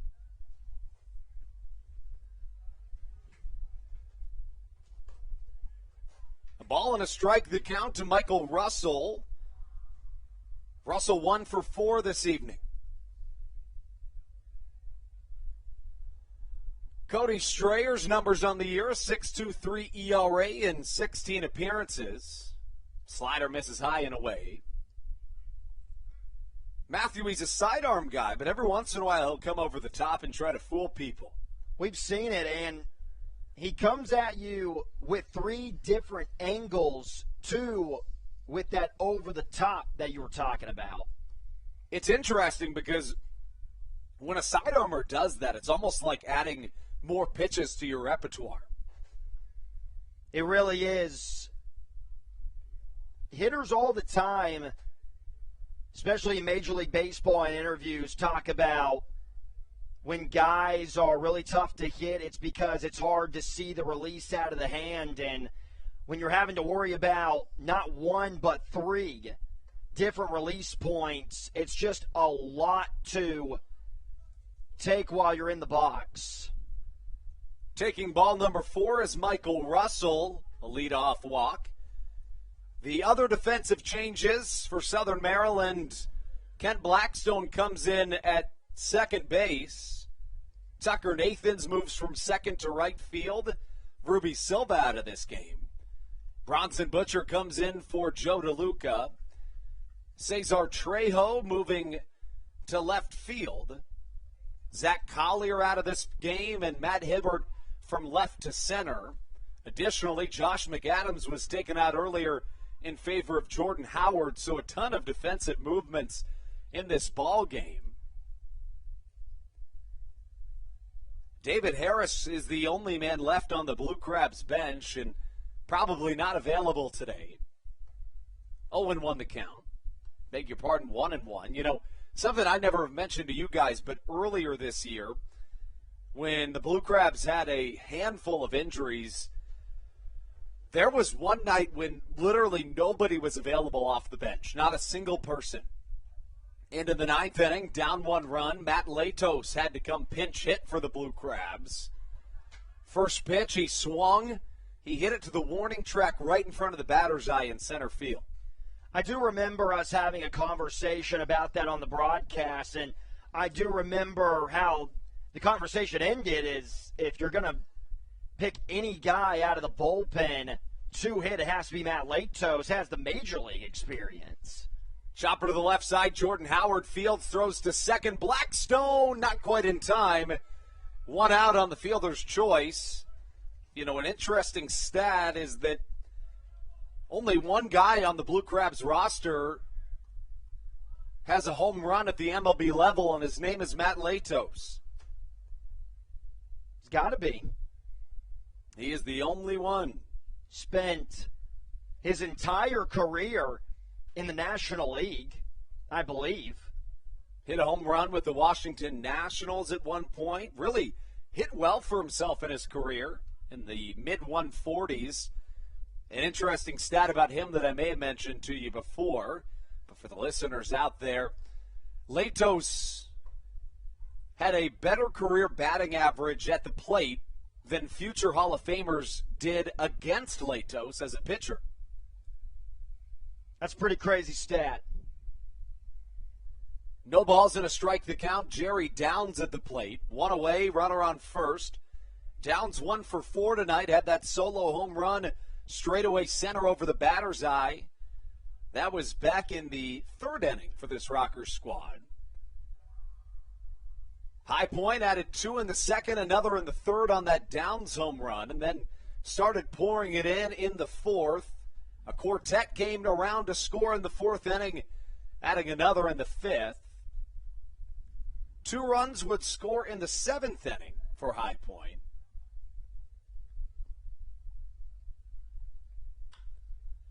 The 0-2 chopped to the right side. Blackstone makes a nice play, firing to first for out number 2. That's a really tough play by Blackstone when you think about how he is having to do it fresh off the bench, having to reach and run all the way over near that first base bag territory when you take a look at the alignment. But, you know, Matt Latos getting to hit in Major League Baseball, I've kind of been back and forth on my idea of whether or not there should be a DH now in the National League. That's a good point. And I think you would be very shocked by that because of my traditionalist view. I would. That's why I laughed. I was a little bit surprised. I love to hear it, though. Chopper to the right side, taken by Crosby for out number 3. Strayer gets a blank slate in the 8th. Take things to the bottom half of the inning. 9-1-2 due up for the Blue Crabs when we return on your home for Blue Crabs baseball, the Hometown Real Estate Broadcast Network.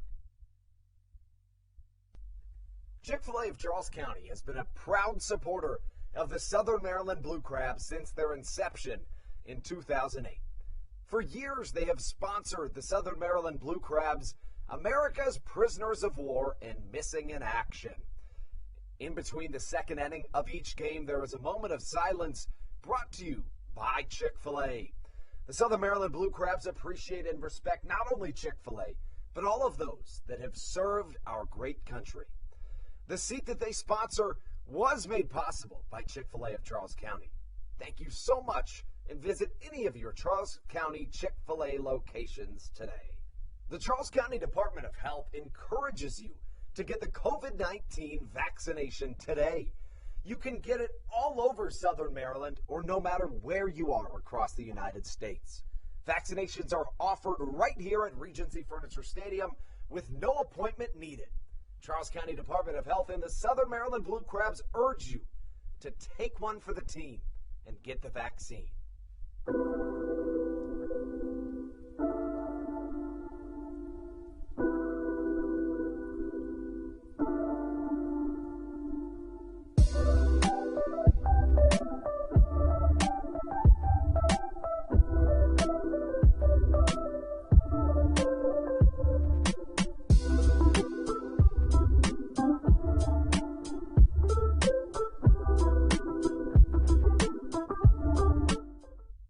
This is Coach Doug's, and you're listening to the Hometown Real Estate Broadcast Network.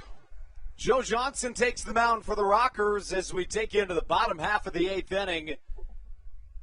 Mentioned as for Joe Johnson, I beg your pardon, Tommy Lawrence had a really strong 7 innings of action, 6 hits, a run earned, 6 strikeouts, no walks. Joe Johnson now takes the mound. His first pitch in there for a called strike. Watching his warm-up pitches, very quick with that leg lift, trying to be deceptive with a quick fastball like we see with Dylan Brammer a little bit. As we saw Stan Clyburn do in these last couple of nights, not letting anything risk here in this contest is Jamie Keefe. He goes to one of his better arms in Joe Johnson. Johnson, a 4.65 ERA on the season, 35 appearances. In the month of August, in 8 appearances, he allowed 2 hits, no runs. Also picked up a save. I should have said in the month of September. Of course, Matthew, myself, and Brendan being basketball fans, we mentioned in between innings Joe Johnson, talking about the former NBA player as Baca strikes out. And the only reason I bring that up is because there is precedent, and it's not the same Joe Johnson, I should say, but there is precedent in the Atlantic League for former NBA players to give a try at the game of baseball. That's my trivia question for the night. Would you be able to give me the answer to that? And it's not really a fair question. The only way you would know is if I had mentioned it. A former NBA player that has played in the Atlantic League, is that what you're asking me? I am. Probably a future probably a future Hall of Famer. A future Hall of Famer. He actually might already be in. Let me double check on that. Can you give me a time frame? He is a Hall of Famer. Here's your time frame. He got inducted in 2017 into the National Basketball Hall of Fame. 1-0, ripped to the left side. Matt Hibbert picks up a single.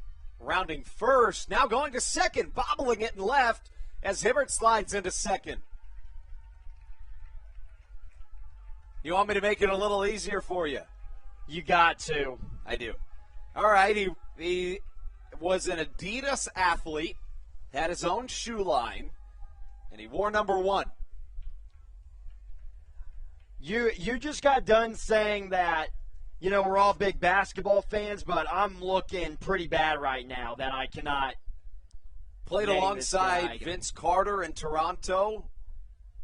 Also played in Houston. Wasn't Tracy, was it? It was Tracy McGrady. Tracy McGrady played for the Sugarland Skeeters years ago. How'd he do? Well, that's the interesting part, is that Tracy McGrady wanted one thing and one thing only. He just wanted to strike somebody out as a professional baseball player. So McGrady appeared in 4 games, finally picked up his first strikeout is the story, and then just walked off the mound and he was done. 6.75 ERA in 4 games, really not that bad. That is incredible. That's an incredible story. I cannot believe I've never heard about that. He only allowed 4 hits in 6 2/3 innings. He walked 10 batters, though, which is to be expected. Another guy that, of course, not really the same story, but another Skeeter that made an interesting appearance on the mound, really a couple more. Roger Clemens at the age of 50 would be another one, but in 2019, I'm sure you know James Loney, a long-time Dodger. Well, he tried to become a two-way player for the Skeeters, and a guy by the name of Corey Vaughn for the Blue Crabs, first pitch at a nuke off of James Loney, and that was the end of his pitching career. Kent Blackstone to the plate, grounder to the right side, fielded by the first baseman Jerry Downs, steps on it for out number 2. Man, I remember those James Loney Dodger days. He was an absolute beast.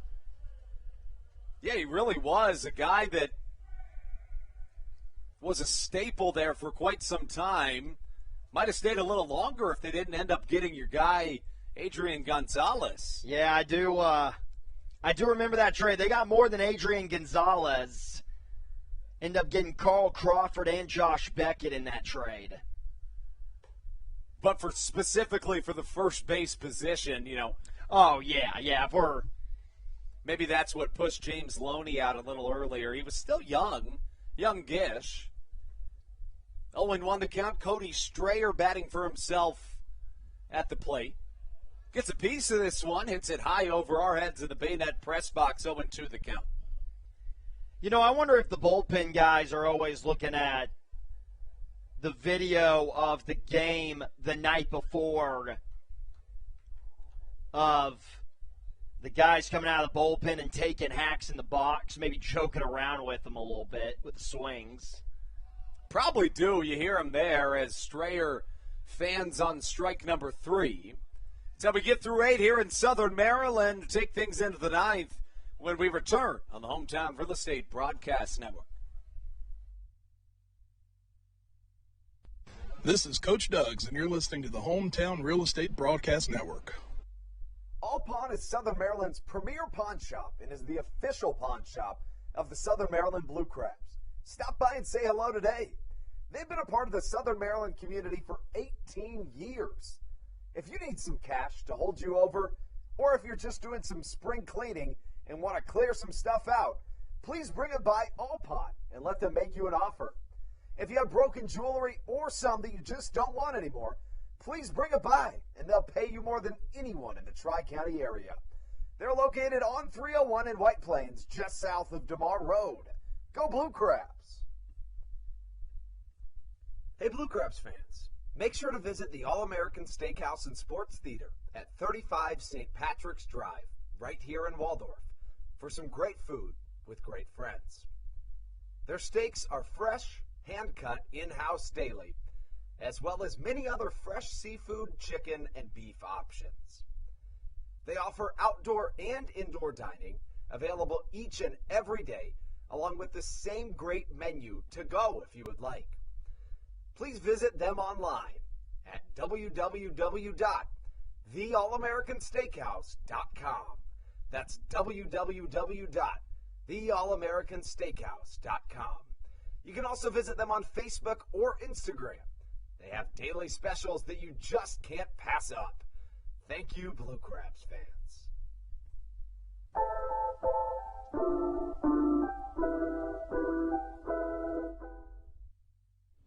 This is Matt Latos, and you're listening to the Hometown Real Estate Broadcast Network. To the top of the 9th we go here in Southern Maryland. Cody Strayer back onto the mound for your Blue Crabs. Take things into the 9th with James McGowan leading things off. The left fielder this evening for this Rocker squad has reached base 3 times in 4 tries. Couple of hits, also reached on an error back in the 7th inning. 10-1 Rockers. Top of the 9th, Cody Strayer out for his second inning of work. First pitch just misses outside, 1-0 the count. Not trying to jinx anything, but the Revolution, it's looking like they're going to pick up a loss. They are down 10-3 to the Dirty Birds in the bottom of the 7th, but this is the Atlantic League.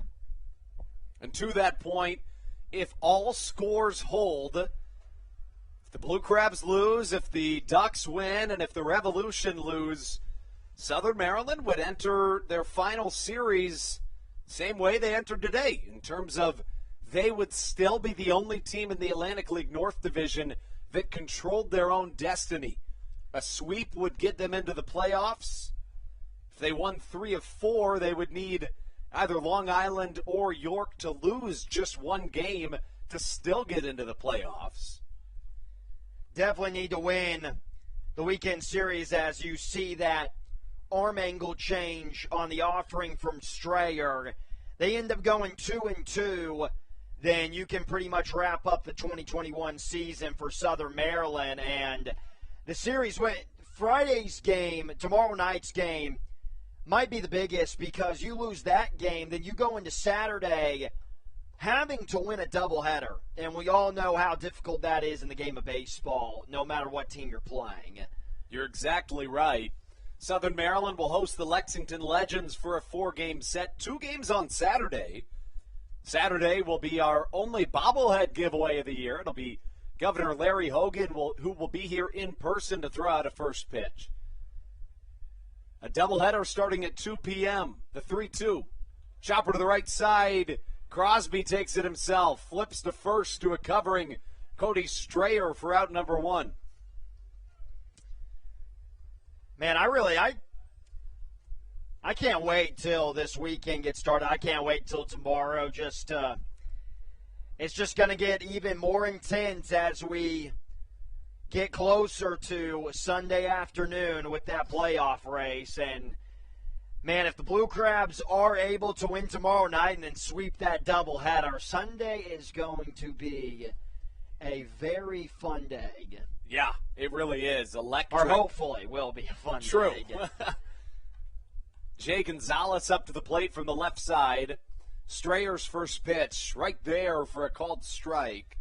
Here's the thing, though, is Daryl Thompson is scheduled to go on Sunday, I believe. And, most Blue Crab fans are going to be thinking, well, if we get into the playoffs, then we're not going to have Daryl for game 1. We might not even see him in the postseason. But here's the thing. You got to make it there first. That's exactly right. Maybe you see him in round 2, but almost certainly not in round 1. Because that game 1 would start Monday, and if Daryl Thompson, if he throws 100 pitches on Sunday, asking him to pitch on Wednesday, Daryl Thompson definitely would do it, but that's just not healthy. The only comparison that I can draw would be Thompson earlier this year threw 3 innings. The game got rained out, and then the next day he came back and threw 4 1/3. But I did ask Stan Clyburn if the Blue Crabs do make the playoffs, would he be willing to maybe use Thompson in a long relief role in a game maybe? And he said that he wouldn't rule that out as a possibility. All hands on deck. I know we have brought up the question of possibly, I don't know, he hasn't done it for a while, coming out of the bullpen for the entire season and getting your arm ready that fast, but Matt Latos potentially making a start. But that's a lot to ask out of a guy who has been just, going at most 2 innings this year. It's true.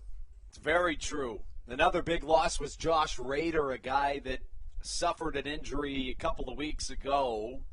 I definitely would really like to see, especially with the way that the Blue Crabs offense is and how they have been really good this year with stepping up in the early innings, throw out maybe Briseño as an opener, start him for the first 2 innings, and those are basically going to be shut down, and maybe just make that a bullpen game. Go Baker or Brammer, but then again, we're getting into all this playoff talk, and there's still a half a game back.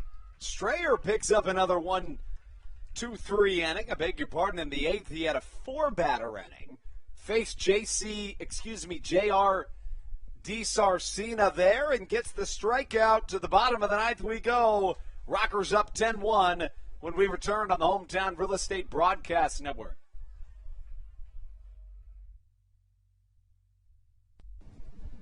This is Andrew Riceno, and you are listening to the Hometown Real Estate Broadcast Network. American Radiology is the clear choice for all of your medical imaging needs. With locations in Charles and Calvert counties, they offer a full range of imaging services. Some of their latest innovations included 3D mammography and wide-open MRIs for our claustrophobic patients. For your convenience, they even offer extended weekday hours and Saturdays. For more information or to schedule an appointment, visit their website at AmericanRadiology.com. 2020 was a year unlike any other for everybody. Quickly, the Southern Maryland Blue Crabs came to the realization that baseball must take a backseat to humanity. Immediately, the Blue Crabs staff and all of Crustacean Nation teamed together to provide COVID-19 tests and eventually vaccinations. Southern Maryland's hometown team also hosted food drives, blood drives, backpack drives, toy drives, and so much more, all to help their community. The Blue Crabs couldn't be more thankful to the healthcare heroes that have gotten us to this point and helped our community so much throughout the COVID-19 pandemic. That's why this season is dedicated to our healthcare heroes. Each Saturday night, we will have a healthcare hero, a local healthcare professional, throw out the first pitch of the game and be honored. That's why in 2021, all season long, healthcare professionals get $5 tickets to every single Blue Crabs game. Thank you so much, healthcare heroes, for all that you have, are, and will continue to do for our community.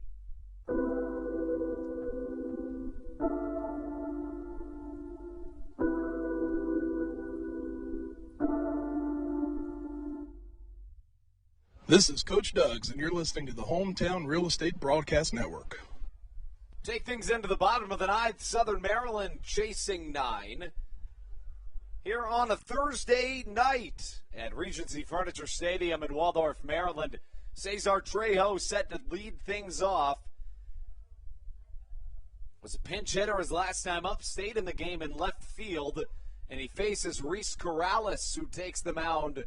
First pitch of the game for Reese, a called strike. Saw Corrales a few days ago. A lively arm from the right side as things even had a ball and a strike. We did. He was very impressive. An inning and 2/3, didn't give up a run, strikeout. Kind of kept the Rockers in the game after starting to get away from them. That bad start from Cassad. Ball and 2 strikes the count. It's interesting, Southern Maryland is only trailing in the hit column by 4, and both teams have 2 errors, but the runs heavily in the favor of the Rockers, 10-1 here in the bottom of the ninth. In a game like that, you'd generally think that Southern Maryland had walked a unseemly amount of batters, more than you'd like maybe, but 5 walks through 9 innings, not awful for Southern Maryland. No, it's not. Definitely want that number a little lower, but not the worst thing in the world. The real difference maker has been the fact that the Blue Crabs have yet to draw a walk this evening. Colt Mahoney got the start, 4 innings pitched, 8 hits, 7 runs, 6 earned, 3 walks, and 4 strikeouts for the right-hander. Swing and a miss from Trejo, out number 1. Trejo just looks like he's been a little bit behind the fastball ever since coming back from that injury. And it's going to take some time. He's been out for a while. It's going to take some time, especially in professional baseball, to get just familiar with seeing that high-velocity fastball a lot. That's the thing about baseball that's a lot different from football and basketball is repetition. You rely on it the most in the game of baseball. First pitch to Alex Crosby, pounded into the dirt, 0-1 the count. This evening, Crosby 1 for 3, hit a double, also scored a run. That was his last time up. The only run scored by Southern Maryland today. The Blue Crabs had 2 hits in the first inning, both of them doubles. but in innings 2 through 6, they were held hitless. 3 hits in the 7th, make that 4, another in the 8th. Crosby takes low, the count 1-2. Crosby was 3 for 5 yesterday, hit a home run, also scored a trio of runs. The Blue Crabs won 12-3 in last night's ball game, which secured a series win. Line drive to the right side, can't handle it at first. Jerry Downs as Crosby rounds first, heading for second, and he'll get in. On the ground, sliding into second, reaching base here in the 9th. Love to see that hustle still by Crosby, even though the Blue Crabs are down 9 runs, legging it out. Call that a double for Alex Crosby, 2 of them on the night. Average definitely will be over 320. It should be after tonight. Couple of hits. Tucker Nathans now comes to the plate. He has the lone RBI for the Blue Crabs here in this contest. 1 for 3 with an RBI single. That was in his last time at the plate. Hit a home run last night, one of 3 Blue Crabs to go deep. Of course, the biggest one was that grand slam from Josh McAdams. Tucker Nathans signed by the Blue Crabs via the trade a couple of weeks ago, back on September the 16th. Second stint as a Blue Crab. First was back in 2017. Signed after being released by the AAA level of the Baltimore Orioles organization. An unusual career path for Tucker Nathans. Generally, it would be a guy starting in affiliated ball and then coming to indie ball. But for Nathans, a rare case that started in the independent ranks and then reached the AAA level before returning to the independent ranks. We've seen a couple of guys like that start their professional career in indie ball. Look at Kyle Murphy. Young in his career, and he's in indie ball. 2 balls and a strike to count. You can throw in Adrian Cook as well.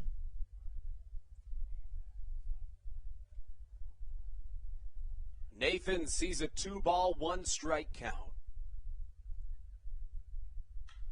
Well struck, straightaway center. That's going to be a tough play for Johnny Field, but he looks like he'll be able to make the catch. And he will. Crosby advances to third on the long flyout. 2 away for Southern Maryland in the bottom of the 9th. Good piece by Nathan. Real quick, Andrew. Good piece by Nathan. Just got under it a little bit. There's that kind of Caleb Gindel swing that we pointed out last night. Josh McAdams, 1 for 3. I beg your pardon, found himself 0 for 1 after being substituted in for Jordan Howard, who's 1 for 2 in this contest. Singled his last time up. That was in the 7th. Howard has been a welcomed addition to this Southern Maryland team. First pitch he sees high and outside, but a called strike. Started the season with the Gastonia Honey Hunters, did Jordan Howard. A .267 on the year for the batting average, but in 17 games in Southern Maryland, how about a .340 clip? The count 0-2. Mentioned it earlier, Howard was for a while just a stopgap when Alex Crosby and Kent Blackstone went to go play for Team Great Britain in the European Baseball Championships, but he's made himself much more than that. 0-2. Curveball misses downstairs as this game continues. A ball and 2 strikes to Jordan Howard facing Reese Corrales on the mound.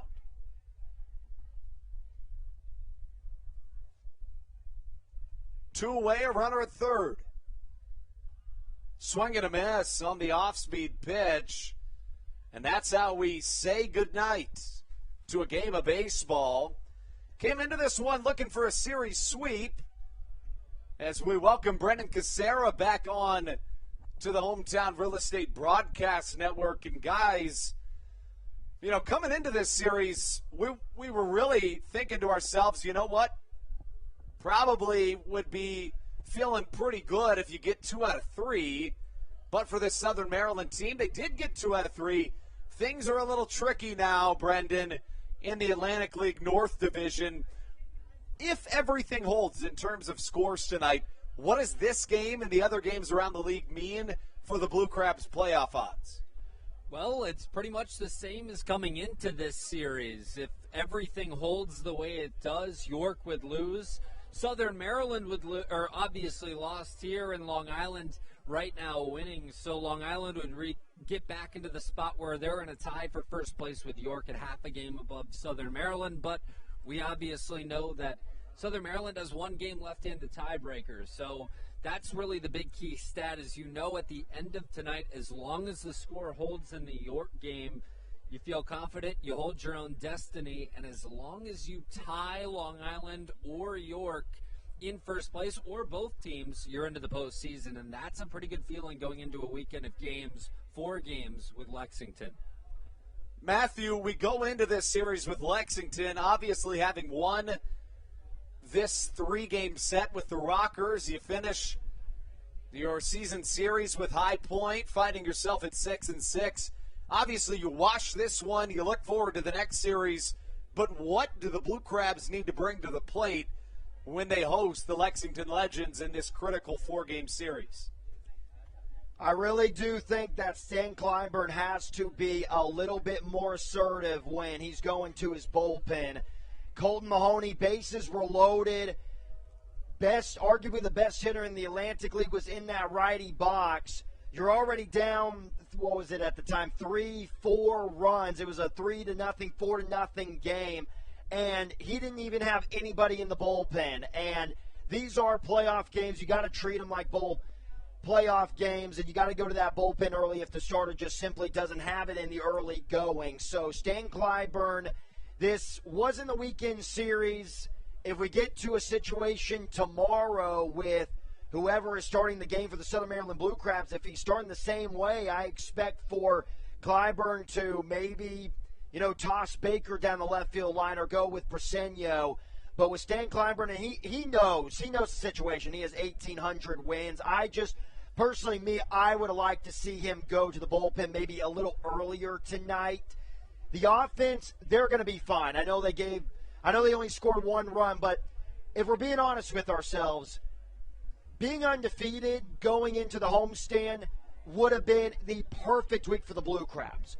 They probably were definitely going to lose a game sometime this week. So it's definitely not panic mode. Going into the weekend series, still a half a game back with the tiebreaker. You're in a good situation.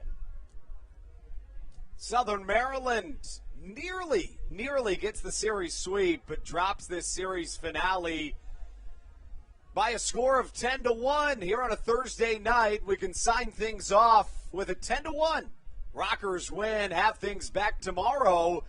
First pitch at 5:00 p.m. tomorrow night. An early start here in Southern Maryland, meaning that we'll get things going at 4:40 with the pregame show right here on the Hometown Real Estate Broadcast Network. For Brendan Casera and Matthew Hargrove, I'm Andrew Banstra. Wishing you a good night, appreciating your time here with us on the Hometown Real Estate Broadcast Network, and leaving you with one final message. As always, let's go Blue Crabs.